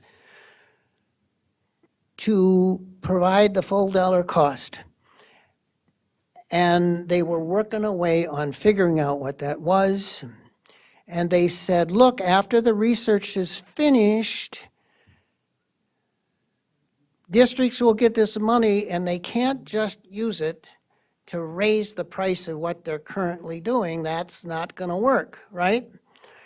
there has to be enough money to pay the existing staff, to pay whatever they need for inflation, because they deserve it. And then there has to be this other part, the part that uses the money to achieve the outcomes. Because in Minnesota now, we're using the increase in the funding to claim two goals at the same time. Oh, look, we gave you all that money. You can pay your teachers what they deserve. And oh, that same money, you know that same money we gave you? You can also use that to do all these other things that you're not able to do. And nobody ever puts it together. So that task force got slammed down, stopped, literally stopped in its tracks and ordered to disband before they figured out, they estimated the cost. And of course, some people say the reason is the governor wanted to run for president and didn't want that number out there, but other people say it's because they were afraid that once that number was known, the legislature would have an obligation to appropriate it. So now what's going on in the legislature? You know, one of the reasons we had this lawsuit in 2019 is that there were a whole bunch of board members and parents and so on who had worked on this and worked on this and worked on this, and we worked with Representative Dorthole in the legislature and got us a pretty decent bill about renewing levies and so on and so forth. And we got some money up in 2007. We cut the special ed deficit a little bit, and then the next year they started going backwards again, and we just got sick. All, you know, people in the NAACP were talking about it, and there were a whole bunch of people saying, we really just had it. Let's push. And why is this happening in the legislature? There's just a lot of legislators around the state who feel that every district should get the exact same amount of money, right, politically. And that's understandable. Sartell wants as much money per student as St. Cloud. Obviously, they'd like that to have that. And the MSBA is hugely powerful in advocating for as much money as possible can go on the part of the formula that everybody gets the same, right? And you got a bill in, when did it hurt, Superintendent? It was just heard there are people pushing to go from 6% to 10% increase on the formula that everybody gets the same. Okay, God bless them, everybody gets the same, but that's not what actually the Supreme Court rejected and held that is not the test, everybody gets the same.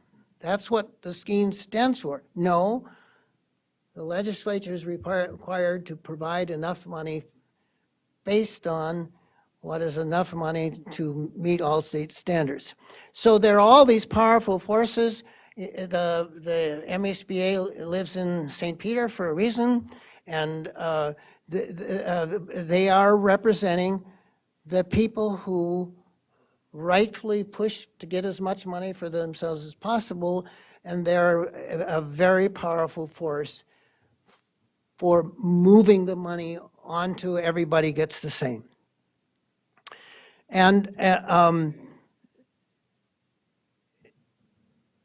we are seeing in the governor's budget, as generous it is, and the numbers aren't really out yet. There's the legislation isn't, the runs aren't out as far as I know, unless Zach, you've heard about runs, but basically the governor's budget is not putting a lot of money in EL.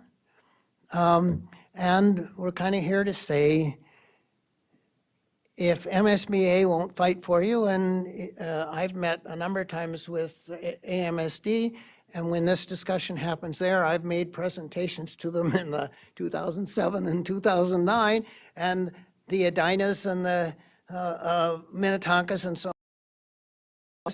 That's going to hurt us.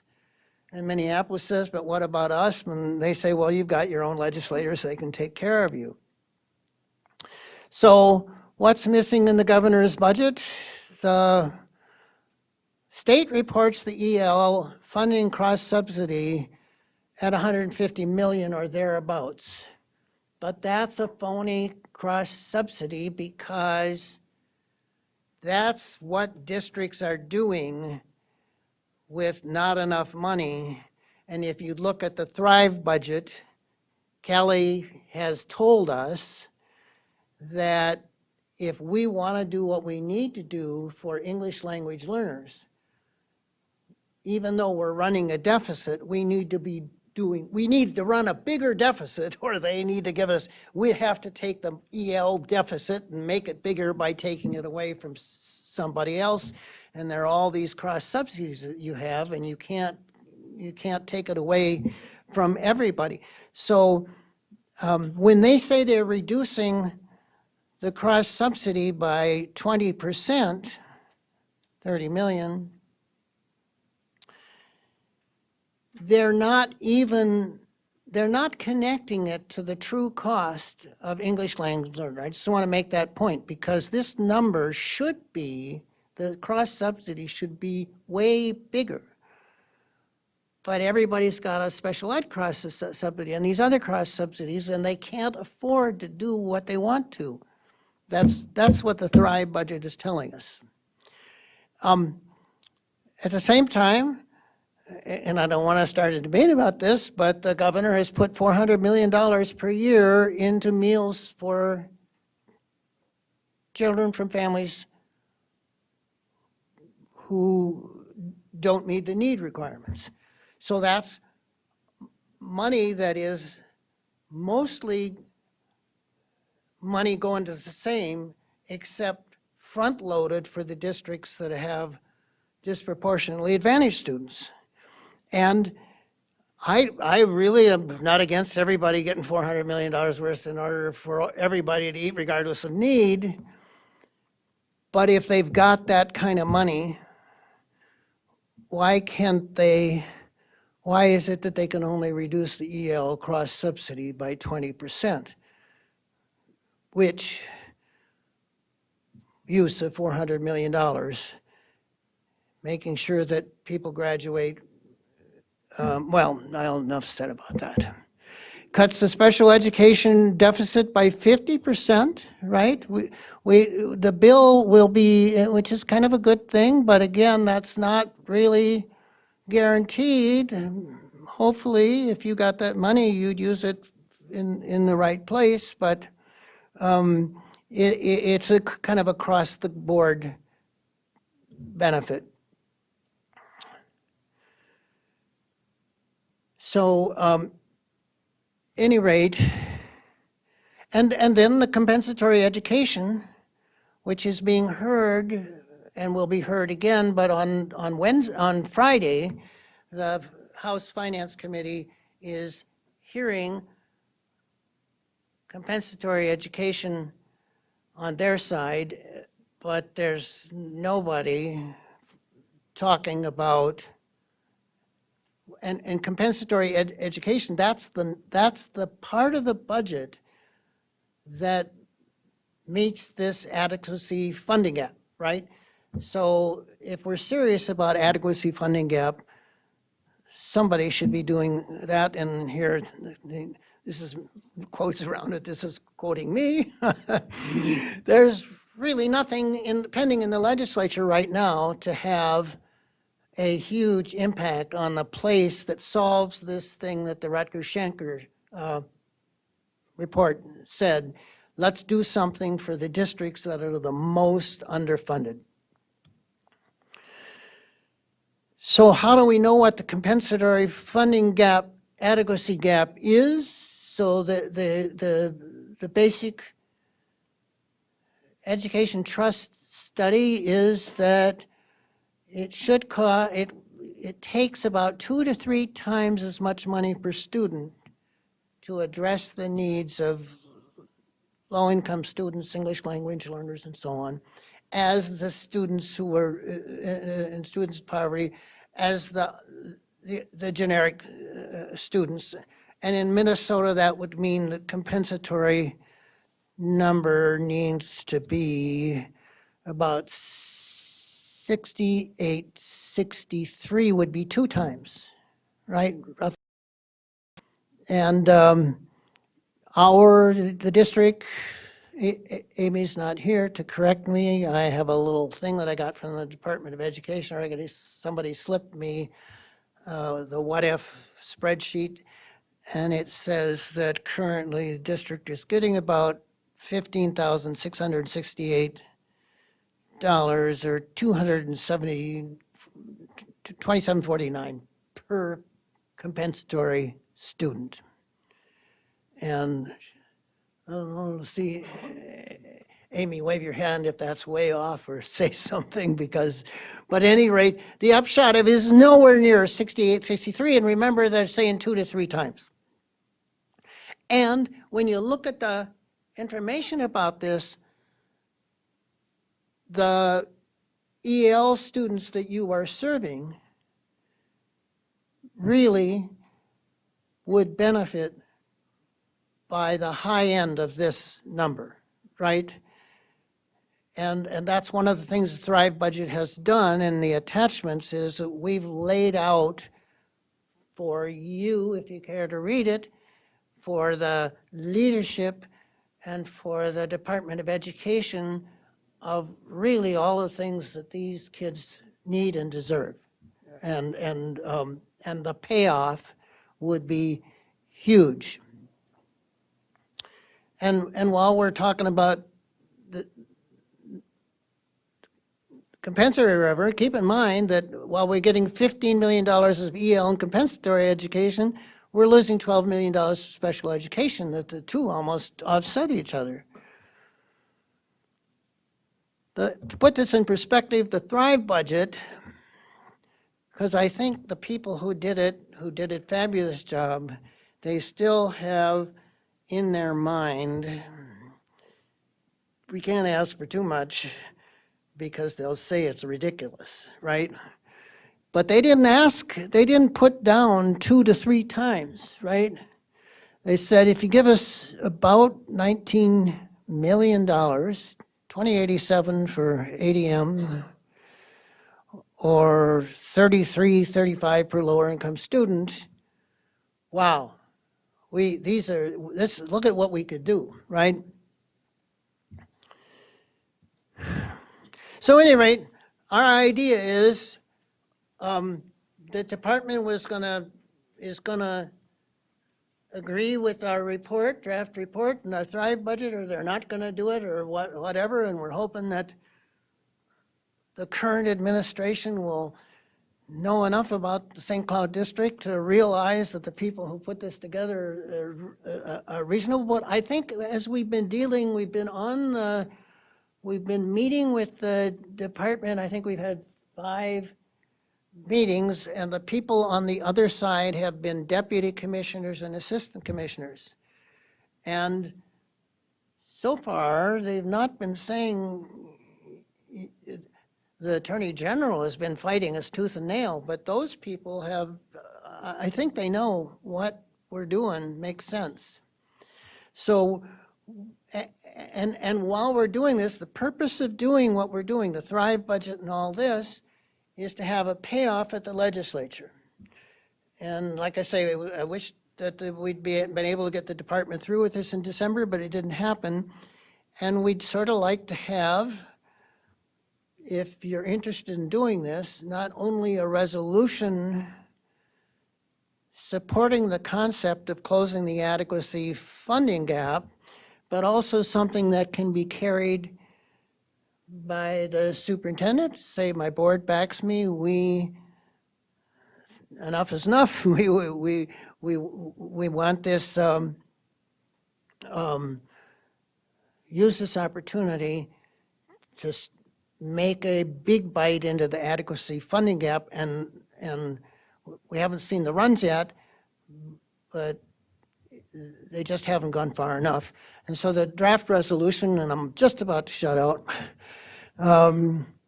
implement bold cost-based increase in compensatory funding with the requirement that if that is done, the districts are going to have to do something with that, right?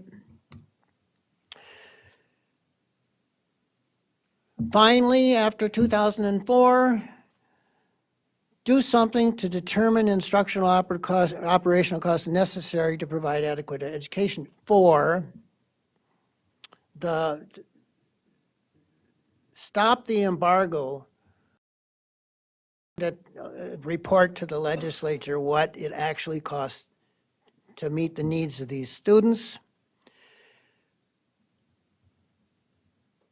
Test the budget against not just how much it increases, but whether there's a pot of money that provides adequate compensation for employees, because you can't keep good employees over the long run without paying them fairly. But it's not enough to just throw a pot of money at the district and say, here's for your employees. That money needs to be there, but there needs to be enough money to do these other things. And establish guardrails to assure that there's a connection between the resources. That's kind of what it said. And Amy, do you want to say anything about that? Thanks for being here. Go ahead, we'll take questions now.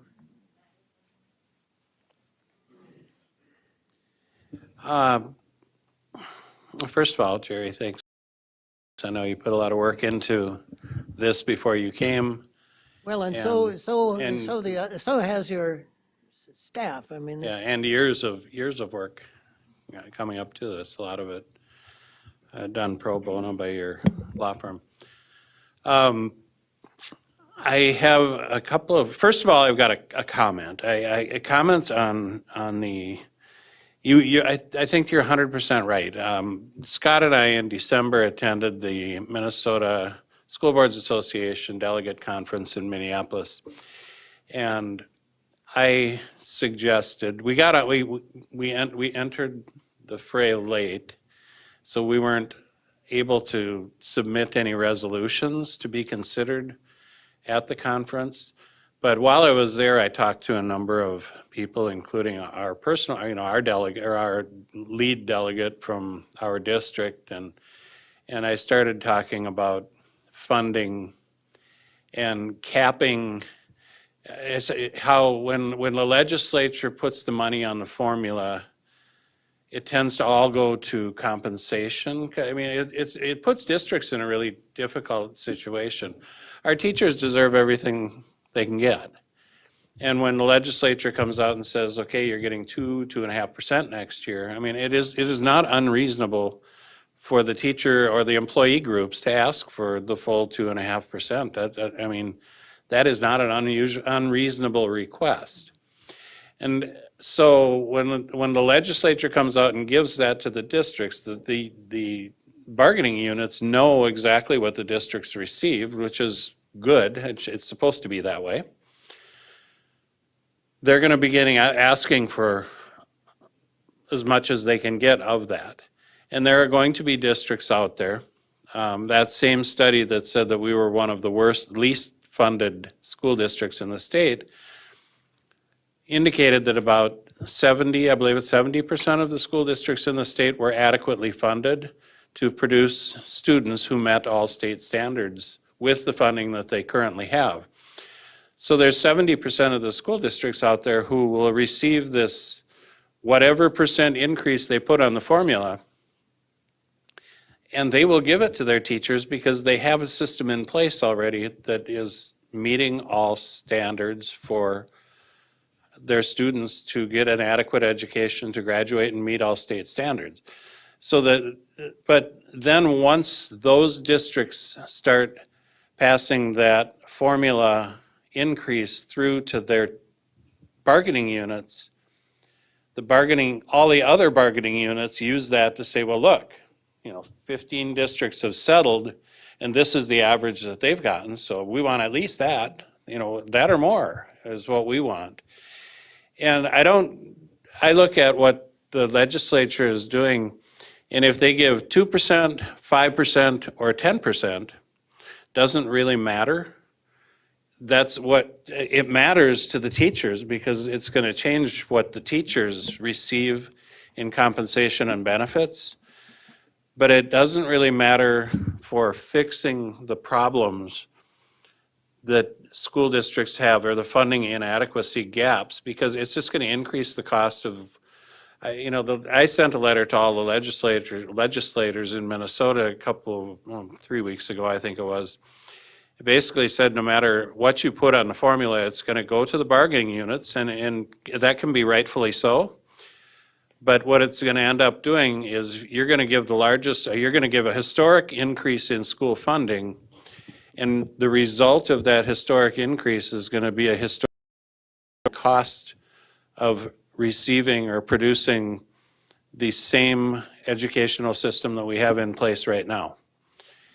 And we have to figure out a way to fund teacher increases, but still have a pool of money to improve educational outcomes and spend on resources and additional staff and different things along the way. Well, when I brought that up in December down at MSBA, I was shut down, and I couldn't even get it out of my mouth before I was shut down on that one. They absolutely believe that the best way to fund school districts is to not have the state tell the districts how they can use the money, but to give the school boards, the local people the most flexibility to do what they need to do. The problem is, the way the system is set up, that's never what happens. You never have a pool of money to do the things that you need to do. And you can't look at a district like St. Cloud, where we have a tremendous funding gap, and we need a lot of additional funds to do the things that we need to do. But if we get the same as everybody else, in order for us to be competitive and hire teachers and hire staff, we can't turn around and say, well, I know the average teacher in Minnesota got a 10% increase, but we can only give you 2% and fall behind in what we pay. We'll never have enough staff to do what we need to do anyway. So I think it's really important that this process gets followed through on, and the work that SCARAC has done and the work in determining what the I forgot the name of it, the Thrive budget. The work that was done there is extremely important, and it needs to get in front of our legislators, and it needs to get in front of the governor and the commissioner of education, which has already been in front of him, I think. But it needs to get in front of some of the people of influence, so that something can happen and that we can address some of these issues. So, Madam Chair, if it is okay, I would like to introduce to the board a resolution that was written and I hope everybody's had a chance to read it. It was attached to the board packet. But the resolution here is a draft resolution that the board can adopt that would meet as what Jerry was referring to at the very end there. This is something that Lori could carry with her to say, my board supports me on this. This is something that could go to the governor, to the commissioner of education. This is something that could go to our local legislators and all legislators, as far as I'm concerned on that. But this is something that can that can make us speak with one voice and allow people to know that we are committed to this, and that we believe that these issues are real and these issues need to be addressed. And so I would like to submit this to the board for consideration and adoption at this meeting, if possible, or, and it is a time-sensitive thing, so the sooner the better, but if someone would feel the need, it could be pushed, I suppose, to the next meeting, but preferably this meeting, if we could consider it for adoption. So let's open it up for discussion. Heather and then Monica. So I'm more new than some of you to probably all of this conversation, and I think certainly as we talk about equity, just in life in general, there's a lot of points that certainly support this. And I'm actually reminded, and so in your resolution, can we add a picture? And I have it on my phone, you can't all see it, but it's come up pretty consistently in the last couple of years, certainly as we talk about equity and equality, where it's providing the boxes that never get you above the fence if you're. So I think that that's the picture of what we're talking about in many ways. I do have some questions though, because on one side, anytime anybody goes and talks about throwing money at problems, Jerry, you talked earlier about money isn't the solution to everything. I guess my question, and I'm just ignorant about this, are there any pilot programs nationally that show how the strategies work? Have they ever picked a school, 2, 3 schools, 10 schools, whatever, and said, okay, we're going to invest in these things, and this is what, and these were the legitimate, monitored, tested outcomes, or is there a case study that demonstrates the same thing? So, as you may imagine, I've read a lot about that because we're in the middle of a lawsuit about this. There is some work that the board looked at before, under a former superintendent, by a study of what non-charter schools are doing. The problem with non-charter schools is that they're under the constraints that you live under. There are a number of statistical studies. Bruce Baker from Rutgers, the fellow at Syracuse, and they have studied the relationship between increase in funding and educational results. And there's a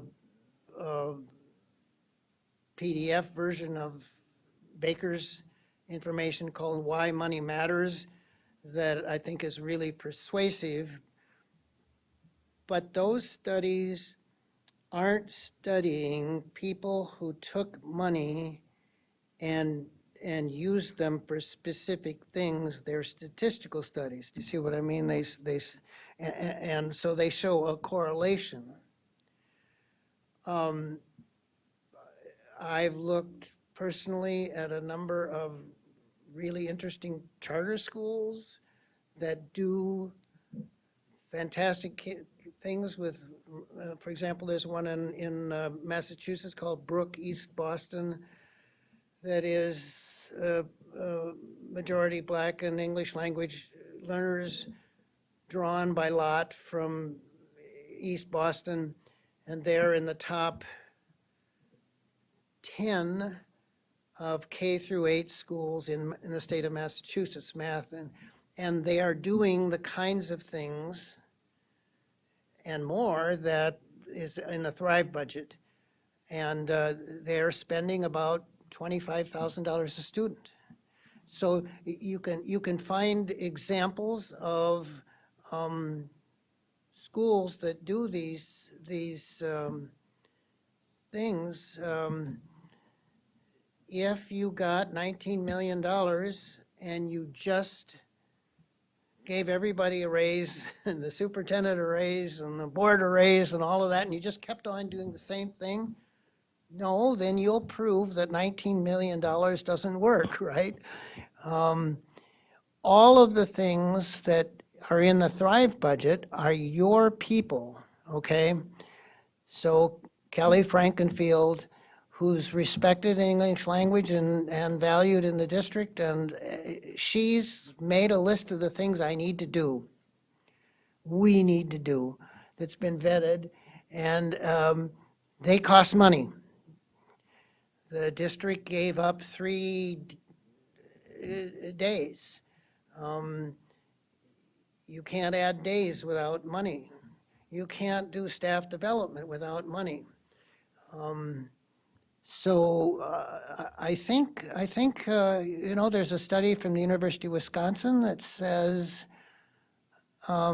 when districts get lots more money, the majority of them do not use them for the things that have the highest payoff. So what does that prove? That proves that, let me just back up. When we sued the state in the Court of Appeals, the judge dismissed our suit, and the Court of Appeals reversed and said, no, what they're saying states a legal claim.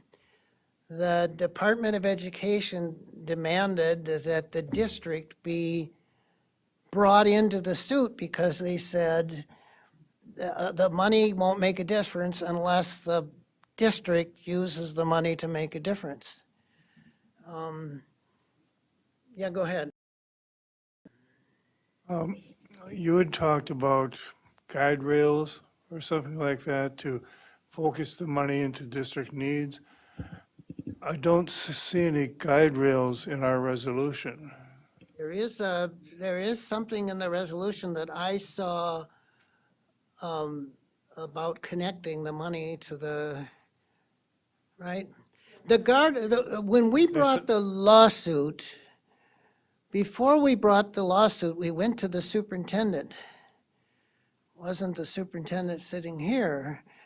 Because the NAACP and all the other people who were supporting this said, well, we're not going to bring a lawsuit to get the district more money and have it just be, and the district leadership says, no, we, you know, the board will have to decide how we use money, but that's our intention. And, but I think you're certainly onto something. There were 2 elements to the 2004 report, investing in, which you can still find in the on the internet. And the one was full dollar cost, and along with that, study to make sure you know what it is, and then that full dollar cost has to be connected to some system. What is that system going to be? The 2 kind of go together, I think. I have a question. I'm stuck on number 1, implement bold cost-based increases to the compensatory funding. Did we say tonight that 70% of school districts have adequate funding for their students? So that is not quite what the study said. So first of all, the definition of adequate in that study was not what the people who did the Thrive budget were pointing to as adequate, or what the Supreme Court was. What because it was a statistical study, they said, what would it take to bring up the districts that are behind to the average? So the adequate to them was pick an average school and you'd get it up to them there. And so that's what they did to Minnesota. They said, well, you'd get up to average with this amount of money. That, I think, accounts for the, and again, that's a statistical study. I'm not gonna go to the bank on that study. Does that make sense? Yes. I'm talking to a fellow by name Porter who had 10 years in the Department of Education as the finance expert. He's retired, and he spent a lot of time on this, and he's saying, Jerry, that study is interesting, but really what it points out is nobody really in Minnesota has done the work they need to do to figure out what it's going to cost. So appreciate that. I guess I'm still confused as to how, if there's a finite amount of money to be spent, maybe I'm misunderstanding what this is. So if we're saying, okay, let's add this much more money, and we're just going to spread it consistently across the board, how does that? Well, the Schenker, the Rutgers study said, you know what, if you did that, if you spread the money, if you took some money from the people who got too much, you could hand it over, and that would work fine, but that's politically ridiculous. That's not going to happen, and nobody's, right? It's the discussion I had with the AMSD, because they were considering back in 2007 joining in a suit, and the lawyers for the districts that the haves, they actually came to the meeting and said, if you do that, Minnetonka will get less money, and Edina will get less, and even Anoka will get less money. So nobody's proposing that. The fact is that Minnesota's budget is inadequate to meet the constitutional requirement. There needs to be more money in it, and they can find that money. I get that approach, but then I get wrapped into, it's then we still have inequities among districts because they don't have as great of a need to address homelessness or to address different situations. And again, oh, okay, so that's where I was going. No, compensatory Okay, is, got the general formula. that is. Okay, that's where I was, Yeah, EL. sorry, I'm tired. EL plus compensatory is $15 million, roughly, if Eamon hasn't yelled at me, but I think that's what it is. That's what we got because we have students that the state says, and the problem with the state's funding of that is it's not cost-based, it's political-based, right? It's the people like us who say, can you give us a little bit more? And it's nowhere near the cost. And compensatory isn't equally distributed either. Compensatory looks at two things. It looks at the number of students that you have that qualify for free and reduced lunch. And it looks at the percentage of students within a school that qualify for free and reduced lunch. And if you have a school that's over 80% free and reduced lunch, you get the maximum amount of compensatory funding, which is quite a bit. I wish Amy, do you remember what that number is when you're at the 80%? It's substantial. Yeah, the maximum funds at about 3,600 per pupil Okay. at the highest concentration. Okay, so like a school like Lincoln or Talahi, where we're at 80%, we're getting in compensatory money, we get approximately $3,600 per student who qualifies for free and reduced lunch. But then if you go out to Kennedy or Clearview, the students who qualify for free and reduced lunch, because they have much lower percentages of free and reduced lunch students, that number, they don't get the $3,600 per student, that number might drop back to $800 per student.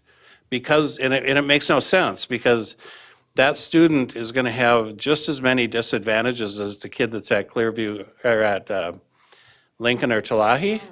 But because they're in a wealthier neighborhood or in a wealthier school, they get less money per student. So but when it all, and so what this is saying is implement some bold cost-based increases to the compensatory funding. So it would start to fund all free and reduced lunch students or EL or the ones that qualify at a much higher rate. And so, anyway. You know, you hear the slogan, I'm sorry, we talk about unfunded mandates, and really what the court said is not no unfunded mandates. What the court said is fund what you mandate. And it's really not that big a deal. The state requires you to do certain things with EL students. They don't enforce it. They don't really enforce it, they just criticize you for not doing it, whereas in special ed. But that's really all the governor's task force was about to say in 2004, and all we're saying here is you're mandating, as you should, that these students should have a great education when they graduate. Figure out what it costs and give the district that money. I'm sorry, Monica, go ahead. Natalie and then Monica. So thank you for that PowerPoint, Jerry. That was really succinct, which I know you've done years of work, decades of work in a few years in order to explain it that way because it's so multifaceted. And so I really appreciate how you put it into language I could understand, so I appreciate that. I really like this idea. I just have a few points with page 3 of 4. I think under number 1 in the third line there, I think that should just be improve instead of improved. The increases in funding are allocated to increase and improve educational programs. So that's just that. The other 2 questions I have, one is, are we using English language learners because that's what the state uses?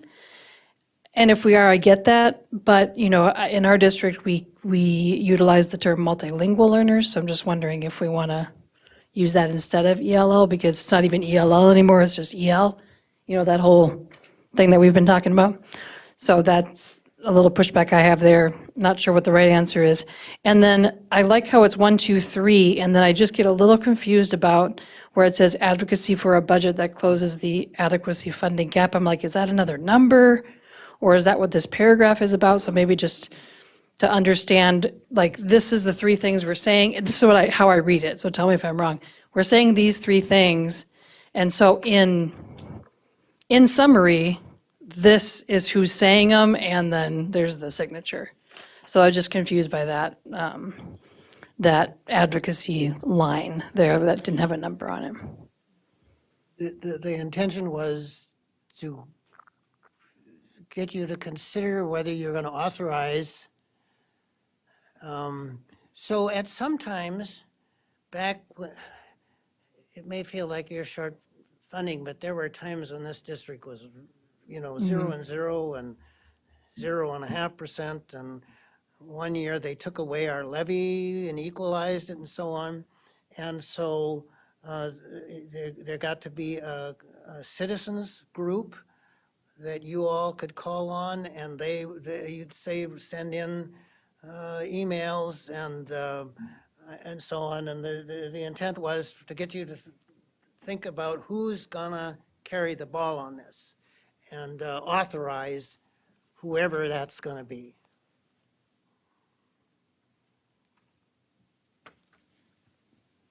Yeah, go ahead. And then Monica. Natalie, can I ask a question?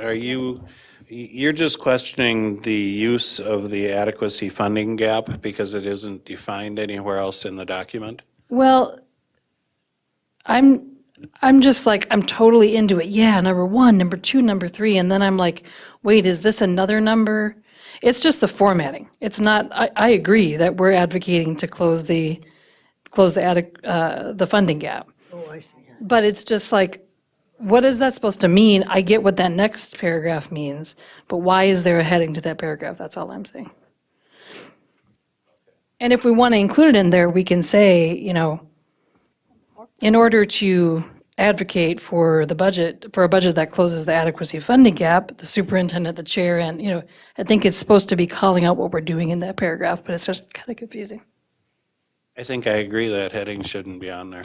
It should just be another paragraph at the bottom. And I'm nitpicking because I want to say yes to this, so that's why I'm getting to this fine tooth comb point. Monica? Jerry, thank you so much for all the work that you have been doing, not only right now, but for the years that you have been working on that. Thank you so much. I think that you left the board to dedicate full time to do this. No, I left the board because I'd had enough. Well, it doesn't seem like it. So it's not now the way is not the board, the way is this. So one thing that I am confused about, not necessarily this resolution, but yes, this resolution. So I am confused between the legislative and the judicial. Who are we? We're speaking, so you have the lawsuit. The lawsuit was thrown out, went to the Oh, appeals. yes, it's back, right? Went to the appeals, then went back. And wait a second. And then I think that it was because of the lawsuit that last year when we were getting the COVID money, ESSER money, they were telling us, oh, now that you're going to get all this money, tell us how this is going to work. And we got into this pilot. That was because of the lawsuit, right? So the Attorney General's position in the lawsuit was wrong, that the court can't tell the legislature what to do. You have to convince the legislature, all right? Correct. And the court just reversed that and said, yes, in appropriate circumstances, the Supreme Court has already ruled that the adequacy of funding is justiciable, okay? It can be enforced. Now, we're back in the district court, and the Department of Education said, well, what if it is initially the legislature's job to do this, right? The Constitution operates on the legislature.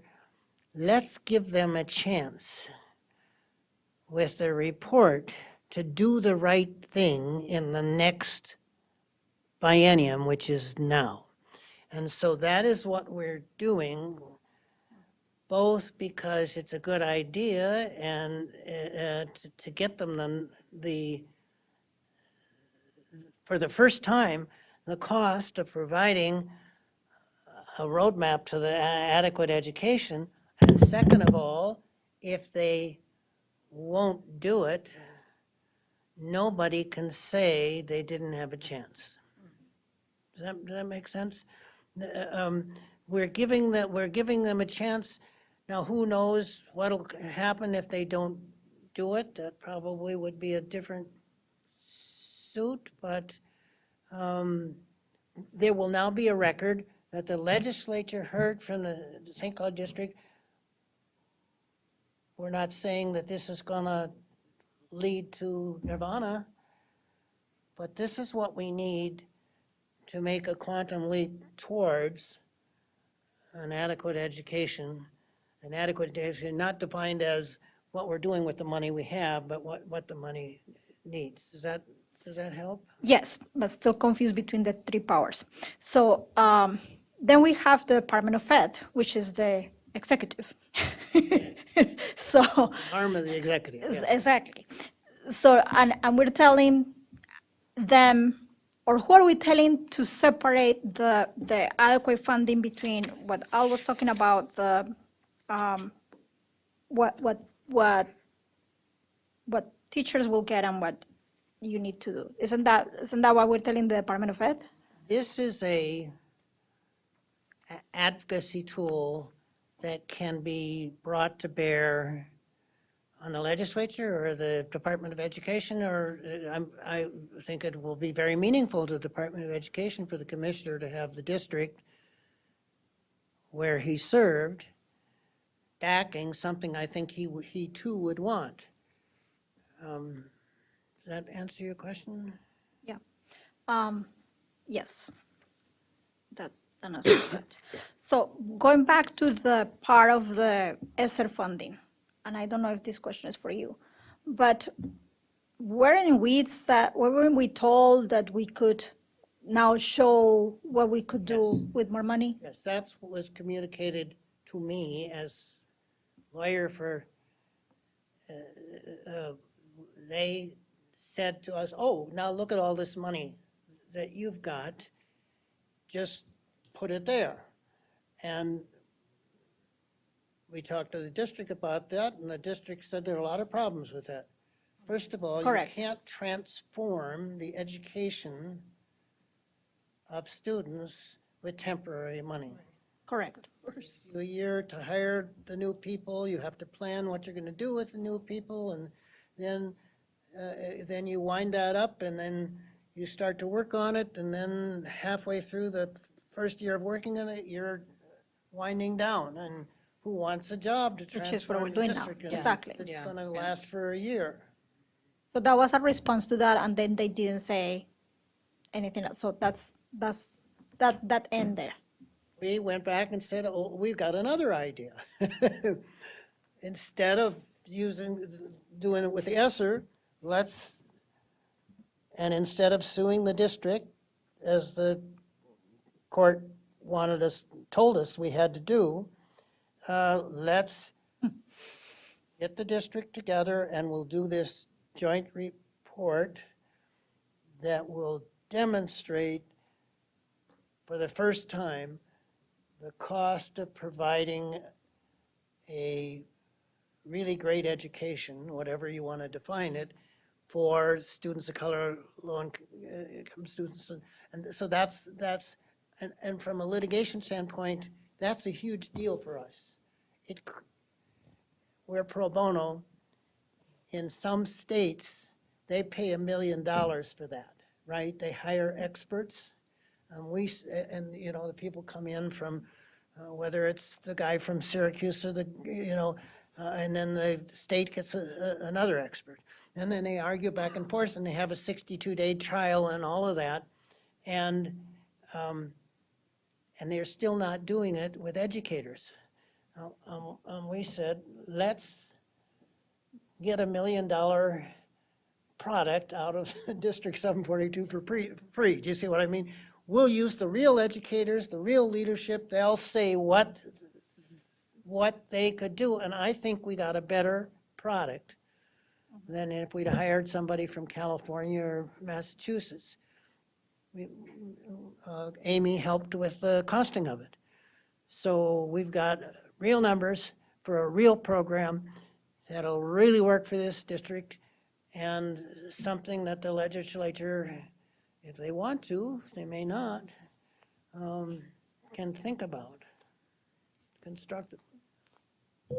Okay, so the last question can I have is, so we have been using the deficit that we had for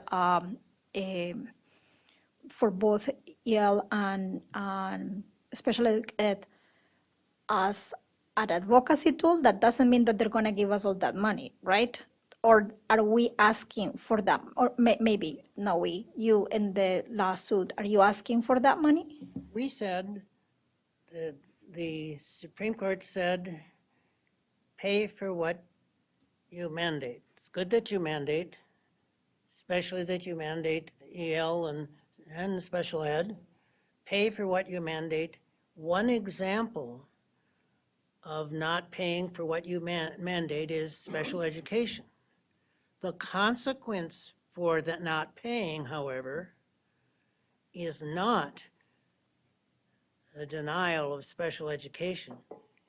It's a subtraction of the money, and in some districts, it's a subtraction of money from mostly advantaged students, right? In Minnetonka, the special ed deficit comes out of the education of 90% of the kids that are advantaged.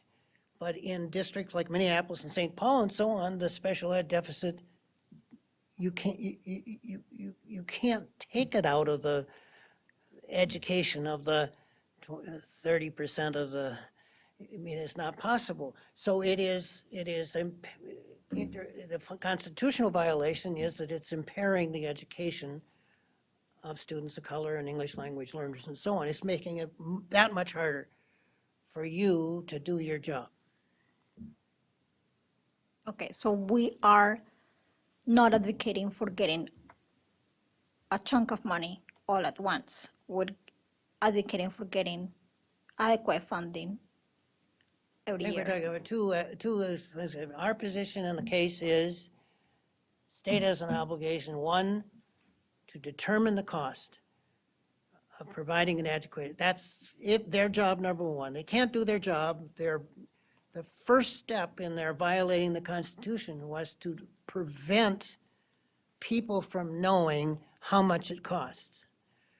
And once they do that, then they have an obligation to fully fund what they mandate. That's the lawsuit, and that's also what we're asking here, right? Yeah. All right, thank you. Okay. We're getting on a time crunch here. Zach, Al,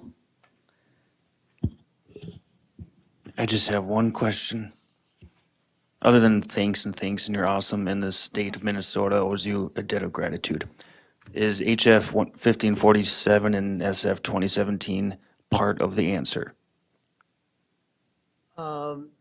Which, Joachim's bill for the difference, this is the one that's coming up on Friday. on Friday is, if we're talking about the compensatory ed Yeah, bill, I didn't see in that bill an increase in the funding, but I think it's an opportunity.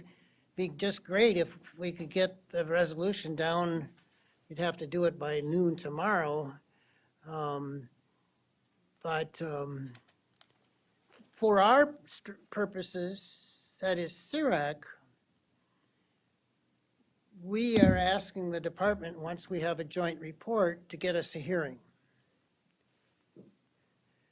But the clock is ticking.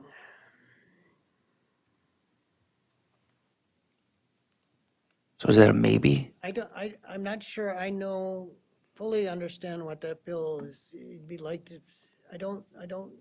Is it compensation revenue per pupil units? The one that's, was referenced in here.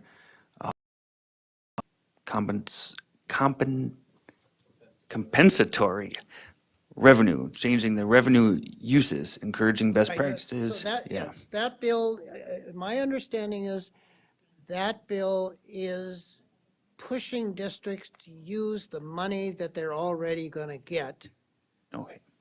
more directly and consistent with best practices. So that's a good thing.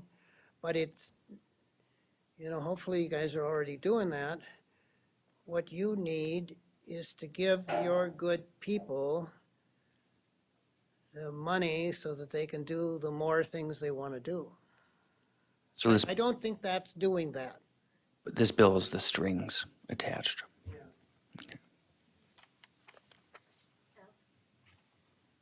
And this might be kind of a stupid question, Jerry, but in this advocacy here, we are advocating for this to be done for all schools who would qualify for this within the state of Minnesota. Is there any situation or any possibility ever that the state would choose a district to increase, say, the St. Cloud district to increase funding by $19 million to give it a 5-year, Well, I think that's a 10-year great idea. test period to see if it actually, no, but I mean, is that possible, or would that be an illegal Oh, no, grant that'd of? be, they do grant proposal. The issue with grants is what we just said. You don't want to say you're going to get it permanently unless you blow it. You wouldn't want to say you're going to get it, and then once you got it, Yep. No, I agree with that, but I was just wondering is it possible within the legislature to fund one district on a test pilot program? Absolutely. So we could be advocating simply for ourselves and not for the entire state, so, which would make it more likely to occur in my view of the world That'd because be they're the- not That'd be the dealing. best way to answer her question, right? Is to give a bunch of money with some, Maryland is doing this. They've appropriated several billions of dollars to, and the districts have to apply. I think the World Best Workforce Report. I talked to Commissioner Caselius, and she said when that was originally proposed, she understood as commissioner that districts were going to submit the World's Best First Workforce Report with a budget so that the legislature could find out, and that got killed, she said. That'd be a great idea for you anyway, is to start, for districts to start submitting World Best Workforce with a dollar attached. I was just going to say that if it doesn't go through the legislature, we should start looking at potential grants or private funding to do the same sort of thing. I mean, again, I think that in the world today and with workforce, we know that this matters. We know that educating young people matters to the future. And if they don't do it through the state, is there some rich billionaire out there who wants to give us a ramp? So process question. So I heard that potentially we would want it in by noon tomorrow.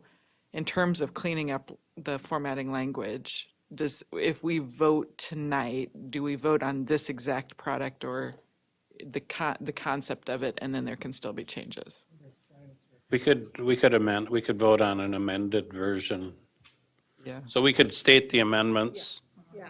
and vote And then vote. for the amended version, or vote for this version with these amendments. So right now, the amendments that have been proposed are crossing out, the D and, on page 3, crossing out the D and improved, and just crossing out the line for the advocacy for the budget that closes. Can I recommend one more? Yeah. Or at least discuss it? In number 3, the last sentence, and the last 2 lines, delivering a transformational education makes sense to me. And providing staff with transformational compensation. I don't know that I like that language, whether it's competitive or appropriate, seems more to, I don't know what transformational compensation Yeah, is. I had questions when I was reading that also. I think that we could use a better word there, and maybe it would be Add competitive. competitive, or, yeah, that would be a good. The other thing I was saying was about the English language learners. Are we using that, or are we using multilingual learners? I think the funding comes, but I'm the wrong person, English Maybe Amy language can, learners. I thought it was just English learners now, because it went from ELL to EL, but Amy, what does our funding come in? Is it, It depends on where you look, because a lot of the statutes are still not updated. okay, So it's really, I think, probably our preference on what we want to say. I think Kelly prefers multilingual. yeah, I know. I'm just stuck in the past. Funding in various places for funding. But Amy, you don't see multilingual learners, right? You either see ELL or EL from the state? Can we use both in the resolution? Resolution is written by us. Can we use both languages? English language learners and then in parentheses, Yeah. multilingual? Other way around. UFAR's coding for the EL uses English learner. So like there might still be some of the statute language that's old and outdated, but I would say that we'd want to go with, the program coding, Okay. descriptions, MBE updates on an annual basis, whereas, once something's in a statute, it's a whole process to get it removed, or updated. So English learner is probably what you see more consistently, at least on the funding side, on things that get updated on a regular basis. Okay, I think I would just advocate for English and then in parentheses multilingual and then learners, just because this is our thing and we're trying to asset base ourselves instead of the other way around. So my proposal there is English, multilingual learners and take out language. I think that it has to be together. Do we know how many places in here that occurs? Mm. And where? Well, I think you could just authorize Yep. Superintendent. Yes. Okay. I'll let you know, make a motion. And then, what other thought, on the front page, the top, do we want to identify ourselves with our full name instead of just District 742? St. Cloud Area School District 742? I think we can rename it, whatever, yeah. I mean, Sure. Why not? Oh, and there's EL right there. So when we make the motion, we make the motion to accept this, and anywhere there's English language learners, we put the other thing. Oh, yep. And Heather's thing, and my improved thing, and then how do we say it for the bottom? To remove the bold line. You don't want to put that in there, you just want to remove it, period. Bold line. Okay. Can I make that motion? Yeah, you can.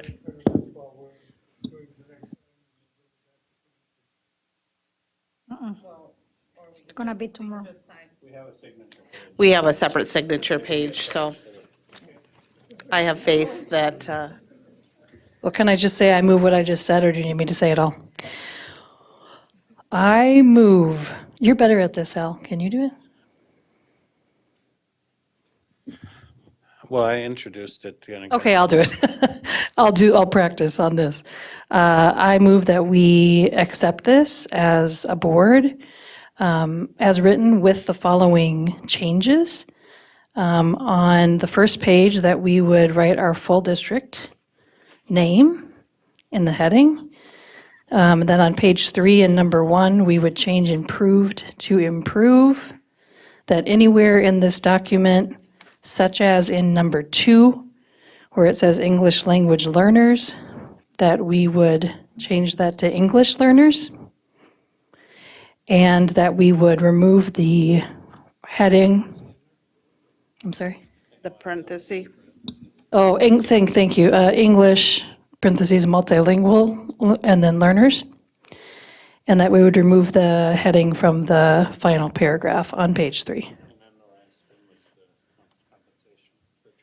Oh, Thank you. And then the number 3, on the last line, to remove transformational and instead put competitive. Is that what we said? Yeah. Did you get the title? do we have a second? The first page. Yeah, and remove that. Okay, I have a motion by Natalie and a second by Scott. Any further discussion? Zach, will you call the vote? And then I'm going to pass this around so it can get signed.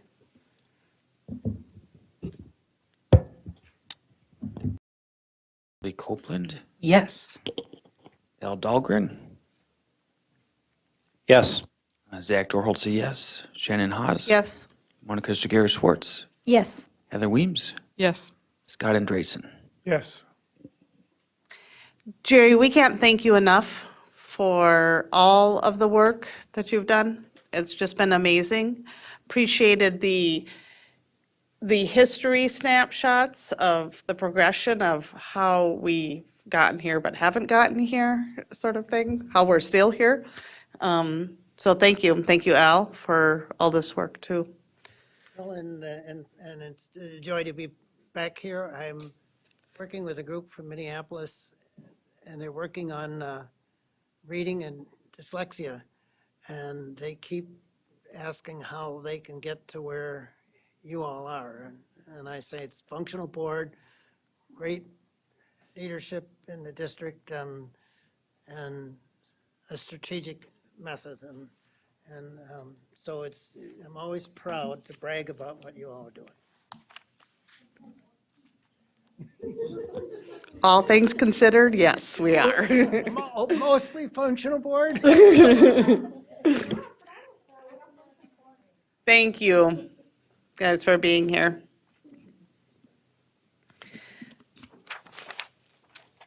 Okay, moving on, then we have the Board of Education Standing Committee reports. I believe, Scott, that you have the loan report tonight, Board Development Policy and Governance Committee.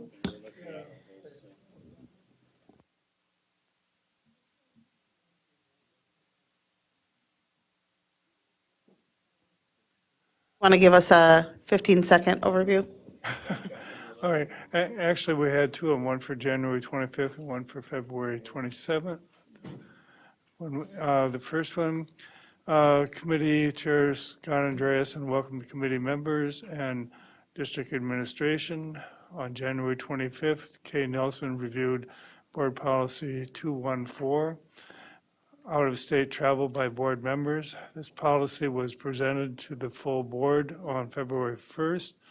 Board Development Committee will be reviewing the policy again on February 22nd, and Board Development meeting based on the full board's feedback.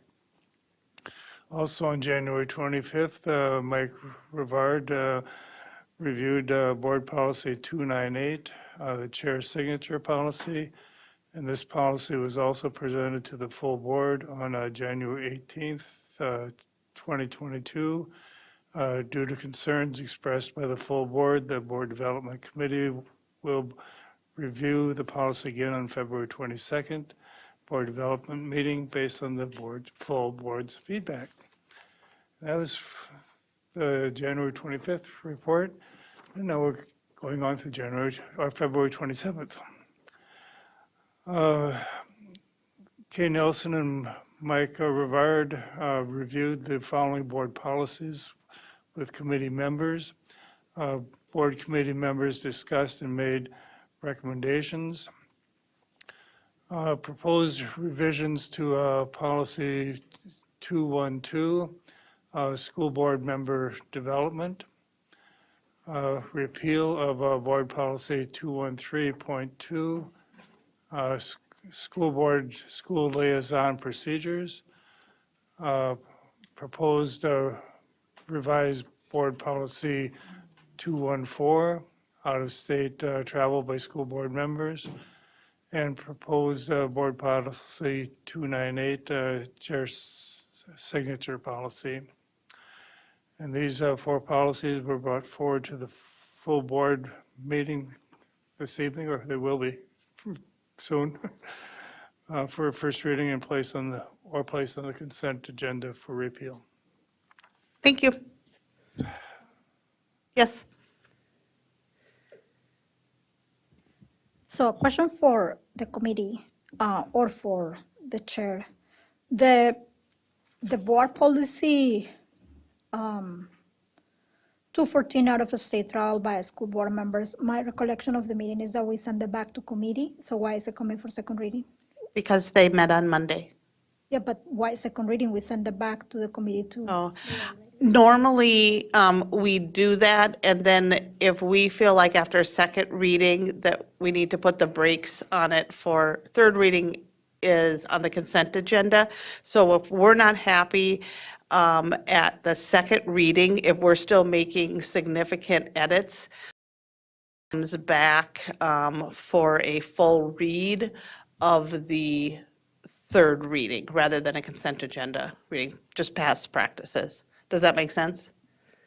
Because from transition from first reading to second reading, there's always going to be, not always, there's often edits.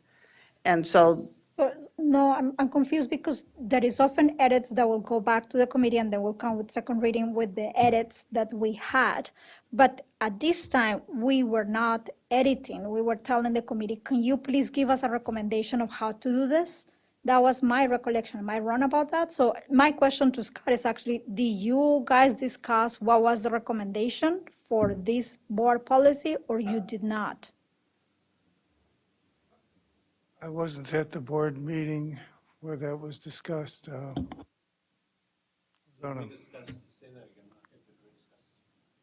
So in the board development, do you discuss what will be the recommendation? So in this policy, according to our conversation, we were asking, according to my understanding, we were asking the board development committee to have a recommendation about how to do this, or kind of a pros and cons. expecting more of a presentation of what you have discussed about this board policy in that committee and what suggestions you will have. That's not what you did? Well, I guess I'm not fully understanding what you're asking. It came back to the committee there was, the main things that we discussed, I believe on this one, was the conflicts with, it conflicted in ways with policy number 212. And so we had a discussion about getting the language consistent between 212 and 214.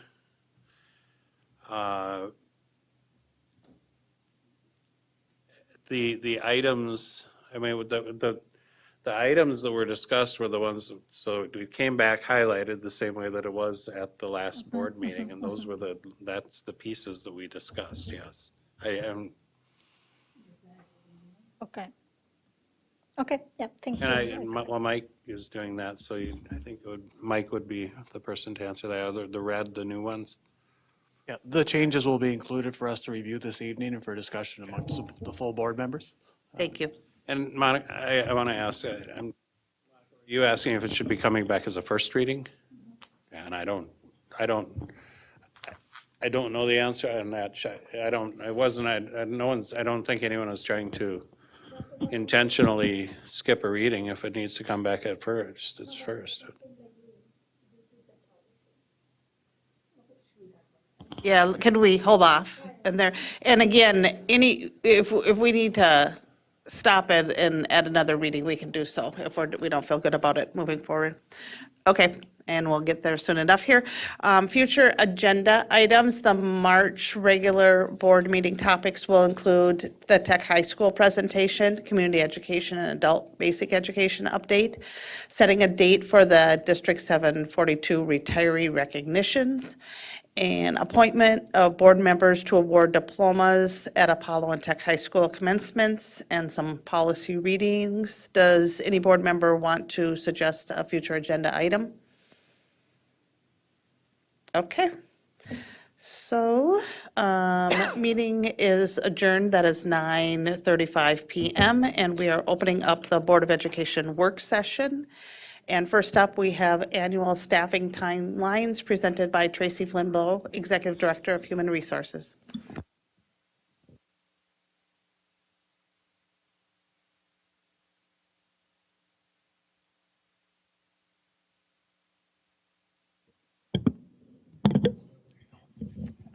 All right, good evening, Chair Hawes, Superintendent, and board members.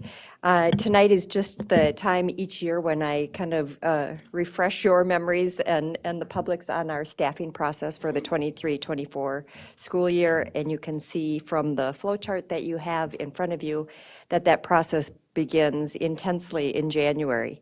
From January through March, it is, as I said, kind of an intense time of meetings between district and school leaders to start identifying and preparing for those staffing plans into the coming years. I think in the last few years, that work has been even more dynamic and intense because of the additional funding that we have for ESSER and then the goals we've had for improved student outcomes. And we've been able, through that funding, to be able to support additional interventions and other kinds of supports that we haven't typically had available to us, to the point that Jerry was making earlier in his presentation. And as we see that funding now starting to, fall off that cliff that Amy reminds us about so frequently in the next year, we've really worked hard in the last several months to identify those things that are really making a difference for student outcomes and to start moving those kinds of positions and FTE into sustainable funding so that those things can be stable not only for our schools but also for the staff that are in those positions.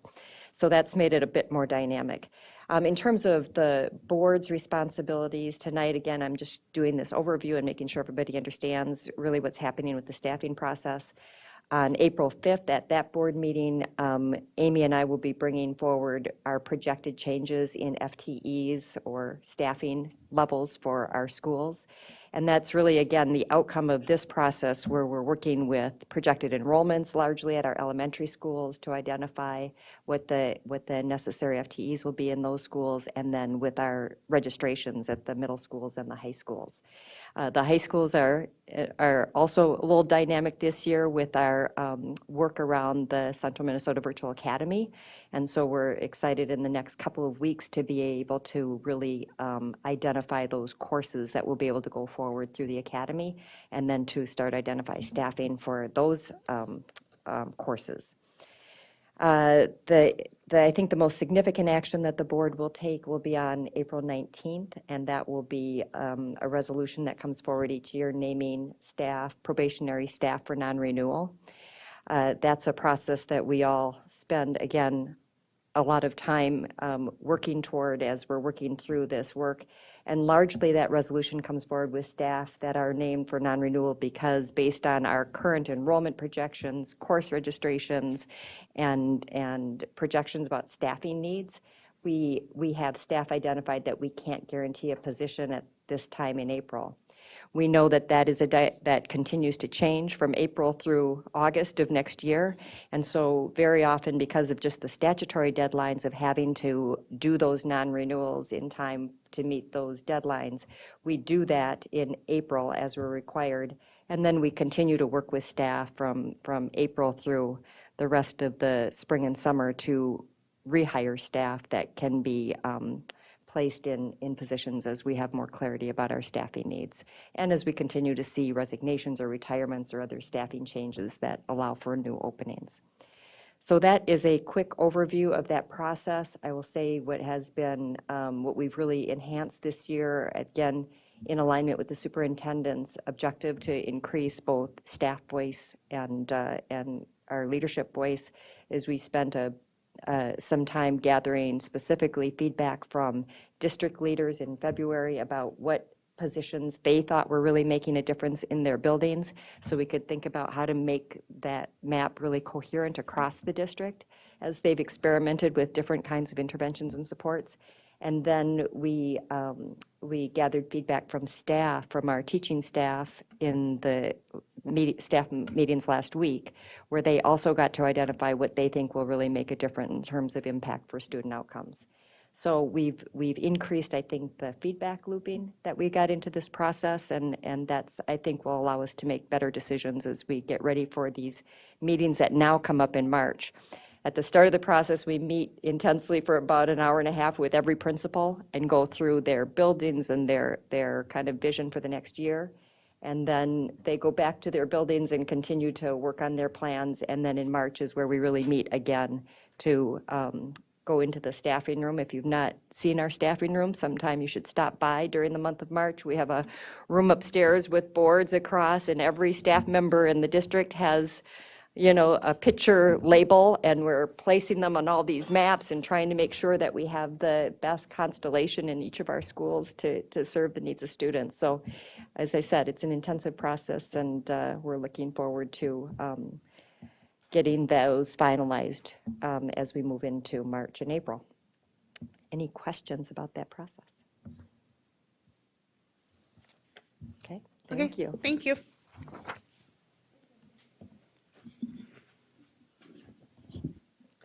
All right, moving on to schools updates, both Dr. Mike Rivard and Kay Nelson presenting.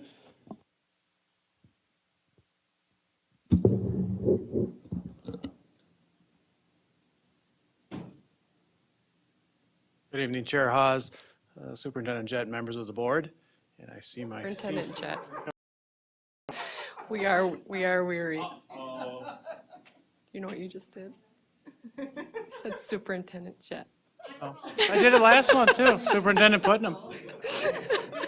Wait until I get into the policy discussion. We might just shut the whole place down. So forgive me, Dr. Putnam, my immediate supervisor and boss. We are so grateful this evening. We are so grateful this evening to be coming together to talk about our school updates. And we're going to get into them so we can just move on.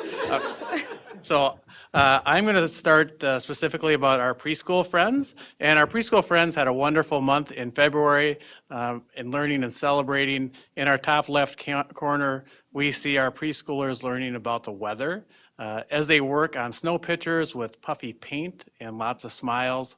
To the lower left corner, we see our students learning about shapes and teamwork as they build a castle together.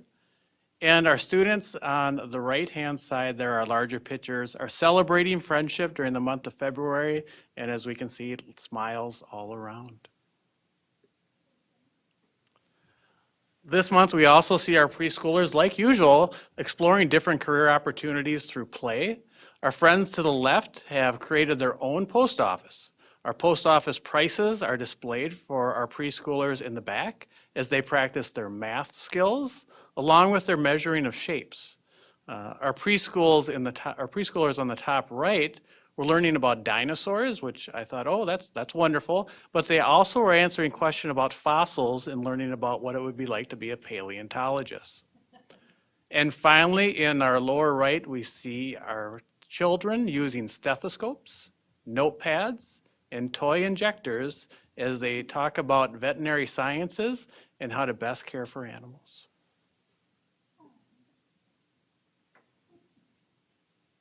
On to our elementary schools during the month of February.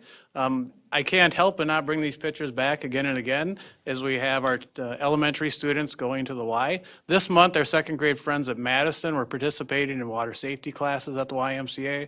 I was especially interested this time in showcasing these pictures as they show the wonderful job our YMCA partners and the district staff are doing to ensure that students have a brand new swimsuit that is culturally appropriate. You notice that in the top left-hand corner and maybe in the top right-hand corner too. And being conscious of that, along with some awesome goggles and lots of smiles. Most Tuesdays, Wednesdays, and Thursdays throughout the school year, we have a District 742 second grade class at the YMCA pool learning about water safety and having a super fun experience. This past week, our Oak Hill School had their Title I Family Engagement Night. Starting in the top left corner and moving clockwise, we see students and their families working on fine motor and art skills. This year, they set up an escape room in the top right where families had to work as a team and were given clues to try and escape from a classroom. Below that is a fun obstacle course where kids were able to practice their gross motor skills through a challenge. And lastly, in the lower left-hand corner, our media specialist at Oak Hill, Paul Olson, is spending time with families showcasing our robotics activities that students do participate in during the school day.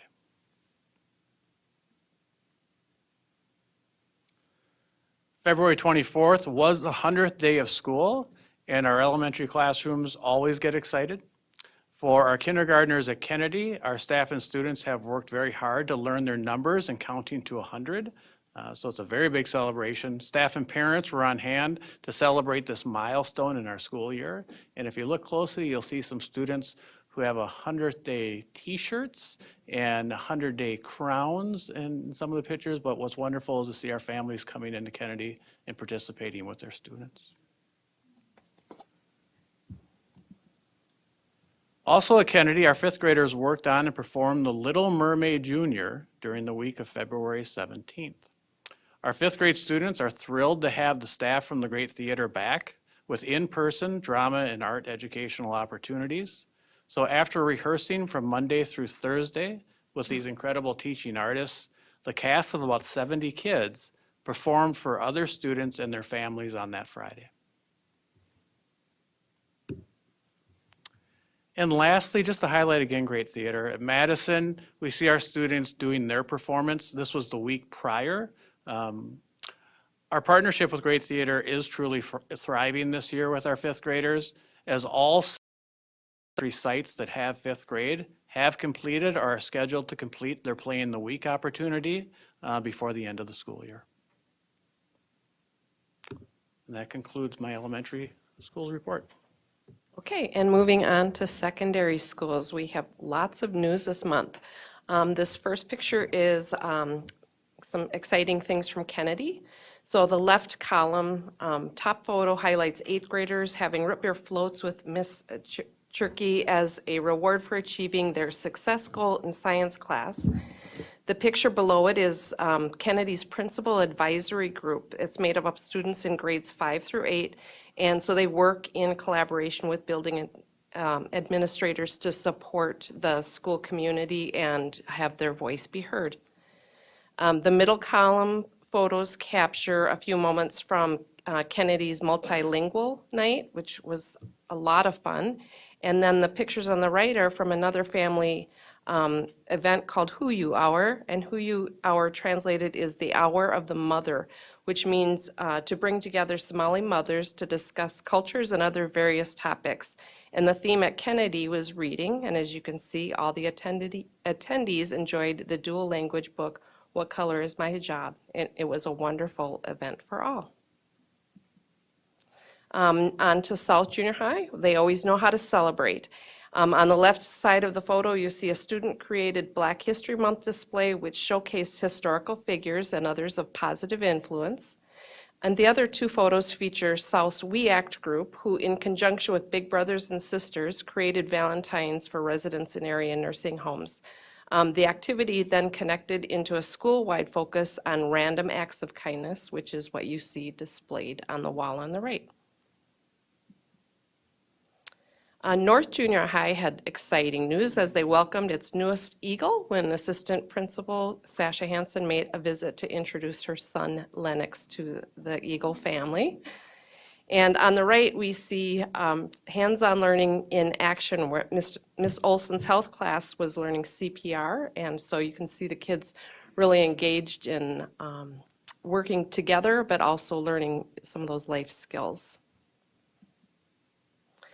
Students at McKinley finished their access testing last week, and Principal Sininger reports that many students have signed up to take the bilingual SEAL test this year, which is fantastic.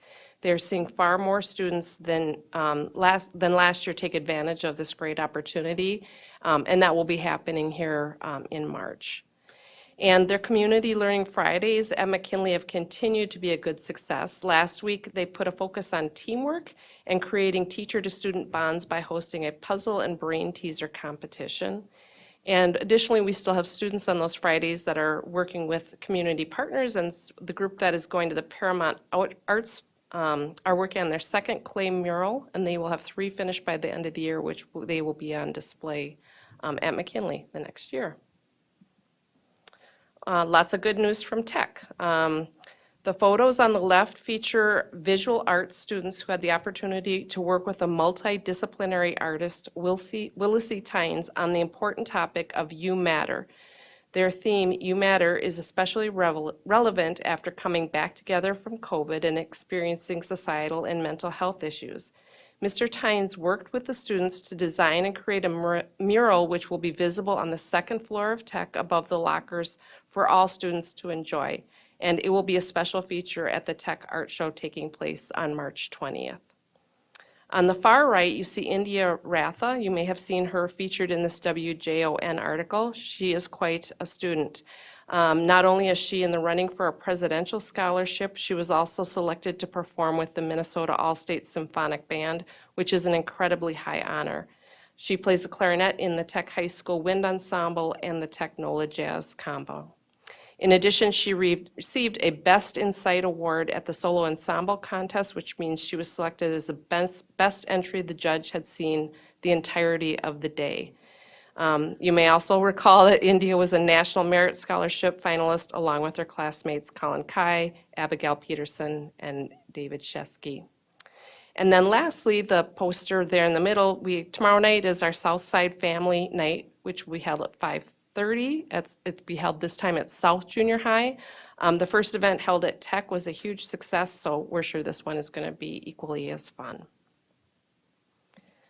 Apollo High School Principal Scalarud wanted to highlight the football team in February. They visited all of the future Eagles at Kennedy, Madison, Discovery, Westwood, and Lincoln, handing out bookmarks and reading to students to celebrate I Love to Read. Kevin Beeler said the most rewarding part of the experience was to watch Apollo students give back to the schools they had attended. As a special highlight, the photo on the top right captures one of Apollo's players reading a story in Spanish to a new-to-country student. The little boy was so excited to be able to participate and partner with a bilingual student. Just another example of our wonderful students and the connections they are able to make. And the larger picture on the bottom celebrates our Apollo speech team. Principal Scalerud would like to give a special shout out to Coach Grace Weitz, who is in her second year as the Apollo speech coach. After not having a team in the 2 years prior to Coach Weitz being hired, she's grown the team to 20 students, and the students are having amazing success at every meet they attend. It's just great to hear this success story. We also want to extend congratulations to our high school, Minnesota State High School League AAA award winners, Natalie Lage and Jason Dvorak from Tech High School, and Bengali Kaba and Cecily McNair from Apollo High School.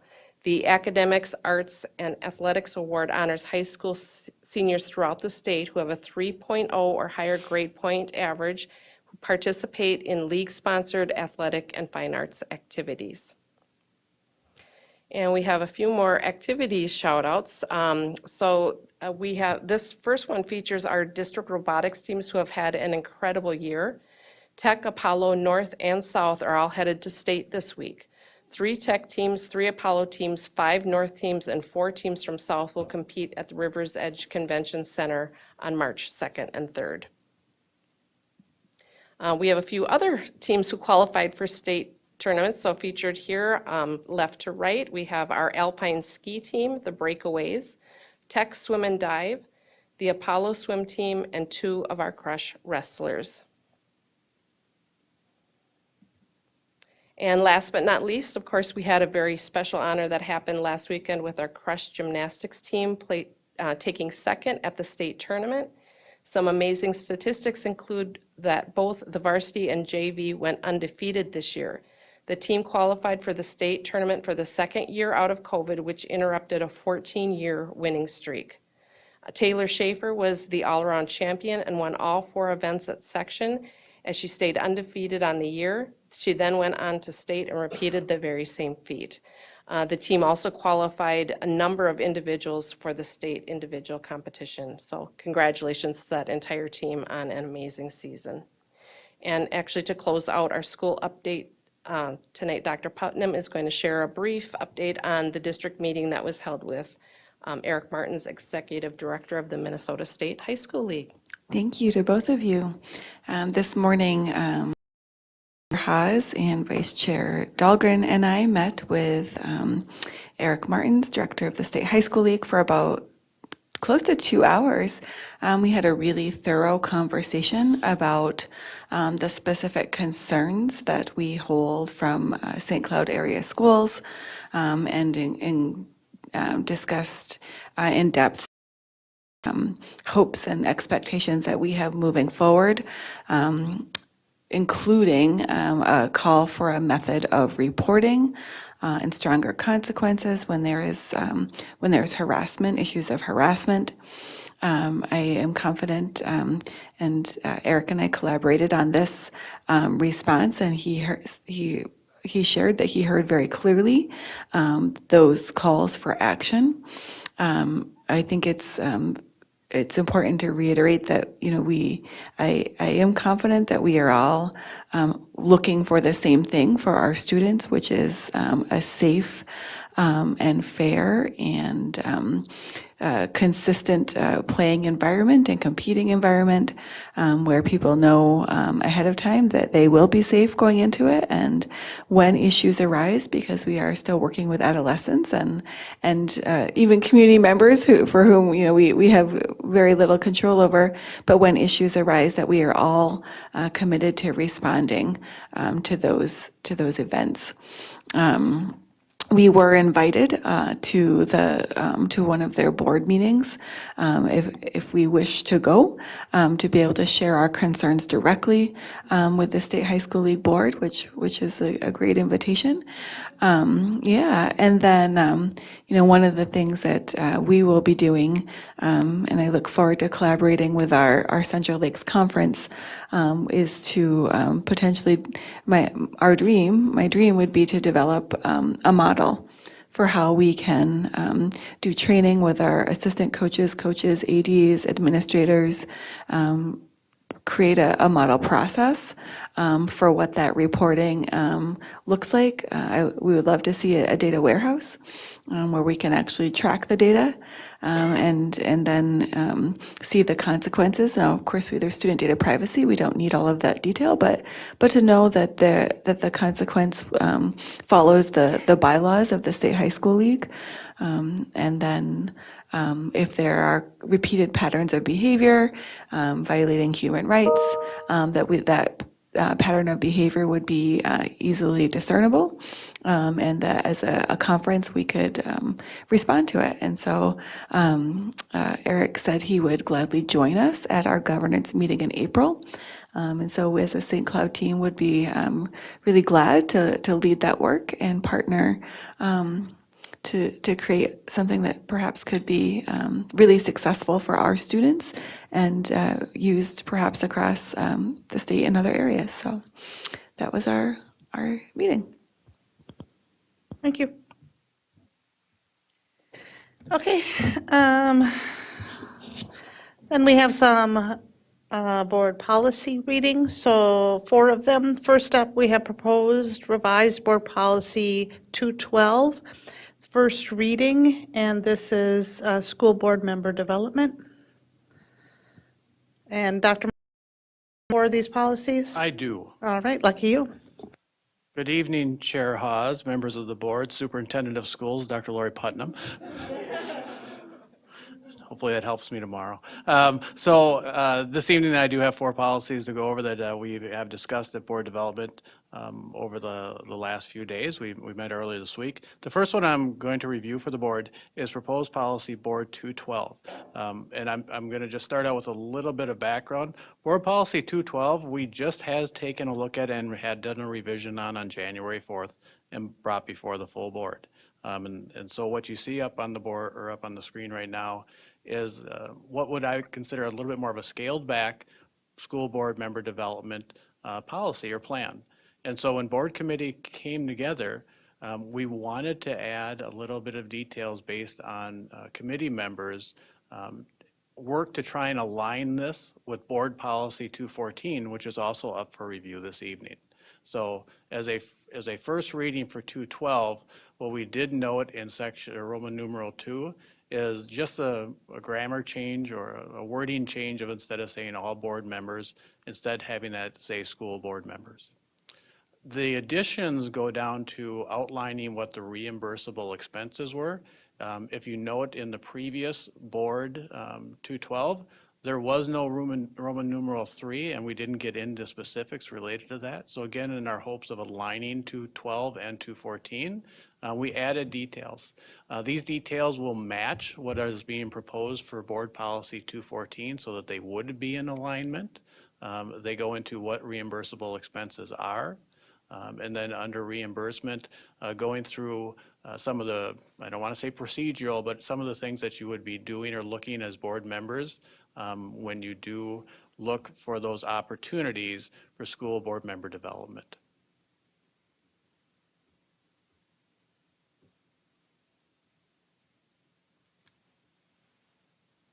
And I'll give you a moment if people do want to take a look.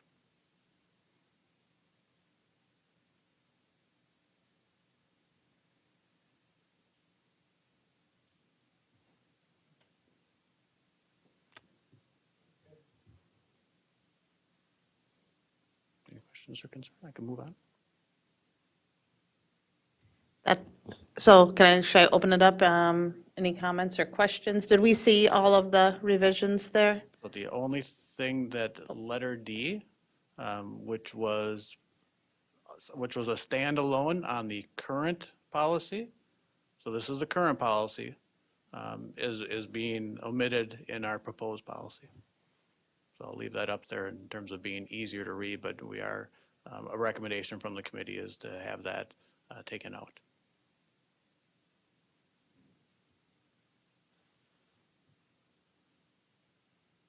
Questions, comments?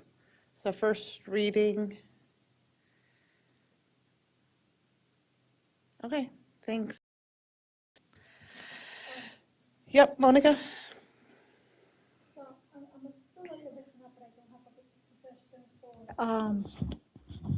I just wonder if other people will be hung up as I am. So in number C, amounts to be reimbursed shall be within the school board members' approved budget allocation set at the annual meeting relating to the reimbursement of expense involving the attendance at workshop and conventions. So does that read like at the reorg meeting? So what I'm understanding that the reorg meeting sets is a top expense? Is that what this is saying?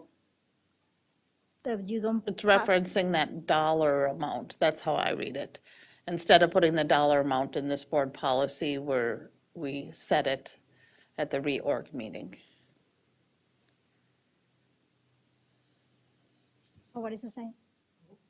Part of the idea is with like $3,500, we didn't want any one person to take most of that money and kind of leave the rest out, I think. Well, So I understand what we want to do, but I don't understand if what the number C says is what we want to do. And I just wanted to know if it's only me, because I don't really have a second suggestion. So if you all understand, if you all think that number C says what we want to do, I'm fine with it. well, I'm not sure what you're saying is what we want to do. To me, when I read that, I see that it's referencing that you can seek reimbursement for your allocated dollars that are set at the board reorg meeting, Okay, which I don't remember how much it was, but we upped it $50, I'm good. 500. I'm good with that, thanks. Yeah, I'm good with that, thank you. Okay. Okay, so we'll move on to the next policy. It's the repeal of Board Policy 213.2, School Board/School Liaison Procedure. First reading.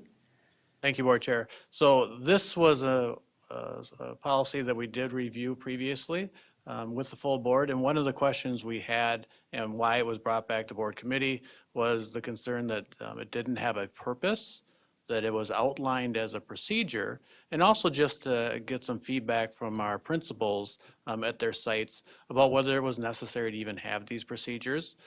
So at this point, the board committee, the Board Development Committee is recommending repeal of this policy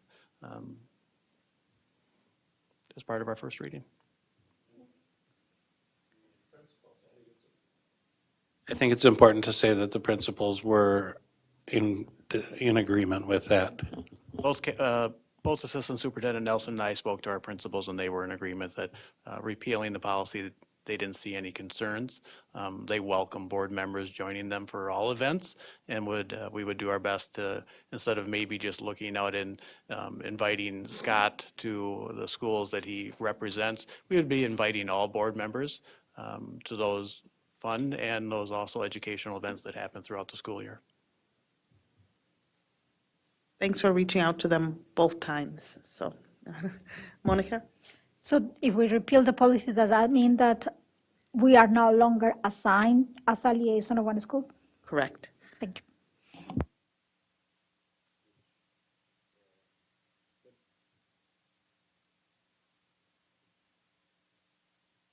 That's a good point, Monica, because I think there's another section in the board policy, in the 200s, that lists committees, and that should be, well, I guess once we repeal this, then we should go back and revise that, and I don't know that we need to, that could go through on the consent agenda. I think it's just a clerical type change. Yeah, I'm not sure if it's in there or not, if this I was a think it is. standalone. I think it is and it's worth reviewing, and I will suggest that we agree right now that doesn't need to go a full 3 readings, but just consent agenda. Because it's a clerical item. Okay.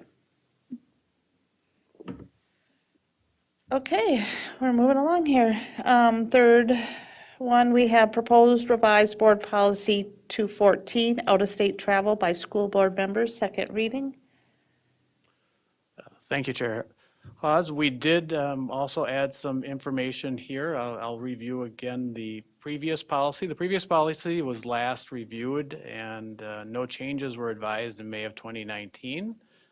What we are looking at as a Board Development Committee, the recommendations, Assistant Superintendent Nelson brought forward that there was just some cleanup of a verb tense of saying should to shall.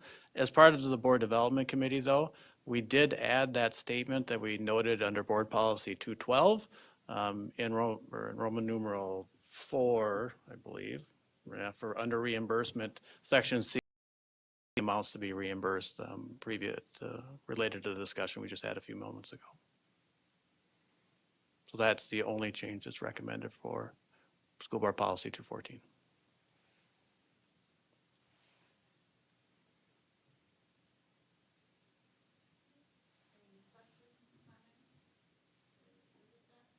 So we're good then that this moves, Monica, to consent agenda for third reading? Are you okay with that then? No, I'm not. Okay, tell me more. So I do wanted to have a, so the approval travel here in the numeral 3 is allowed to carry out responsibilities of school board member, travel to regional national meeting, National School Boards Association, and presumed to fulfill this purpose.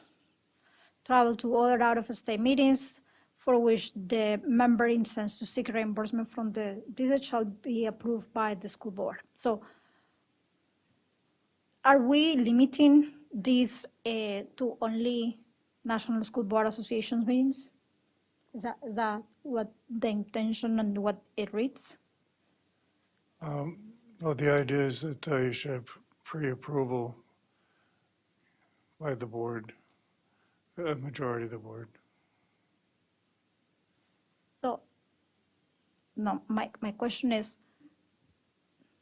travel to regional or national meeting of the National School Board Association.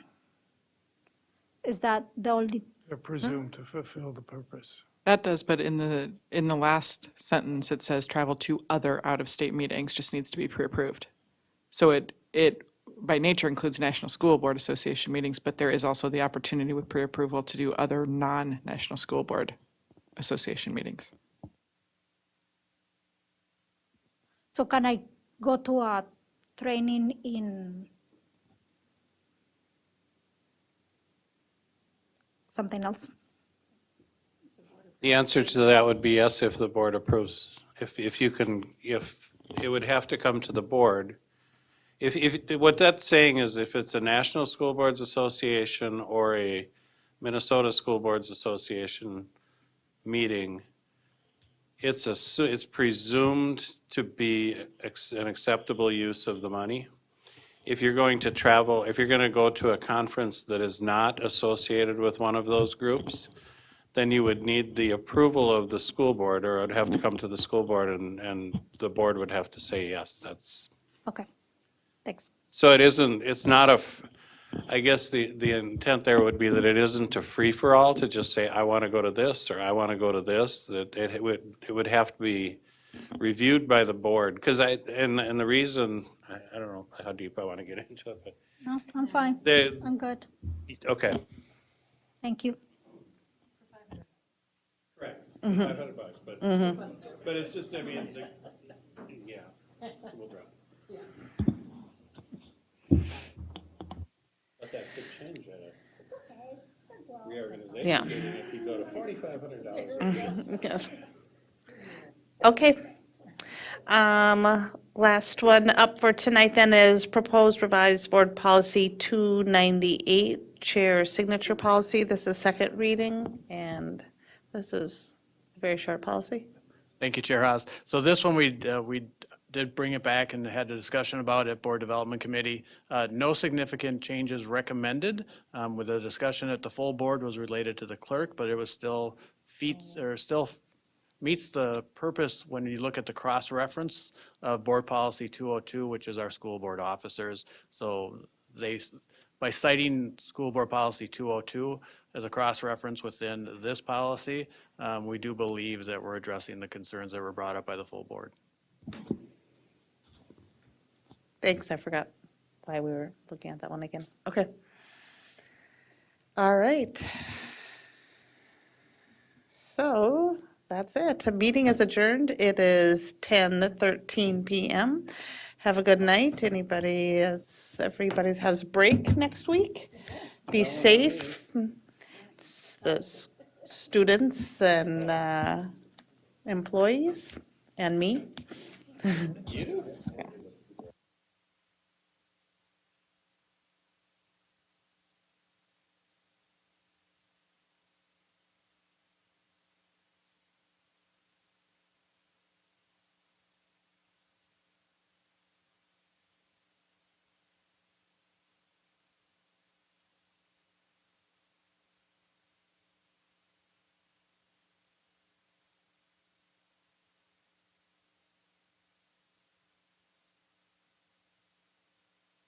already telling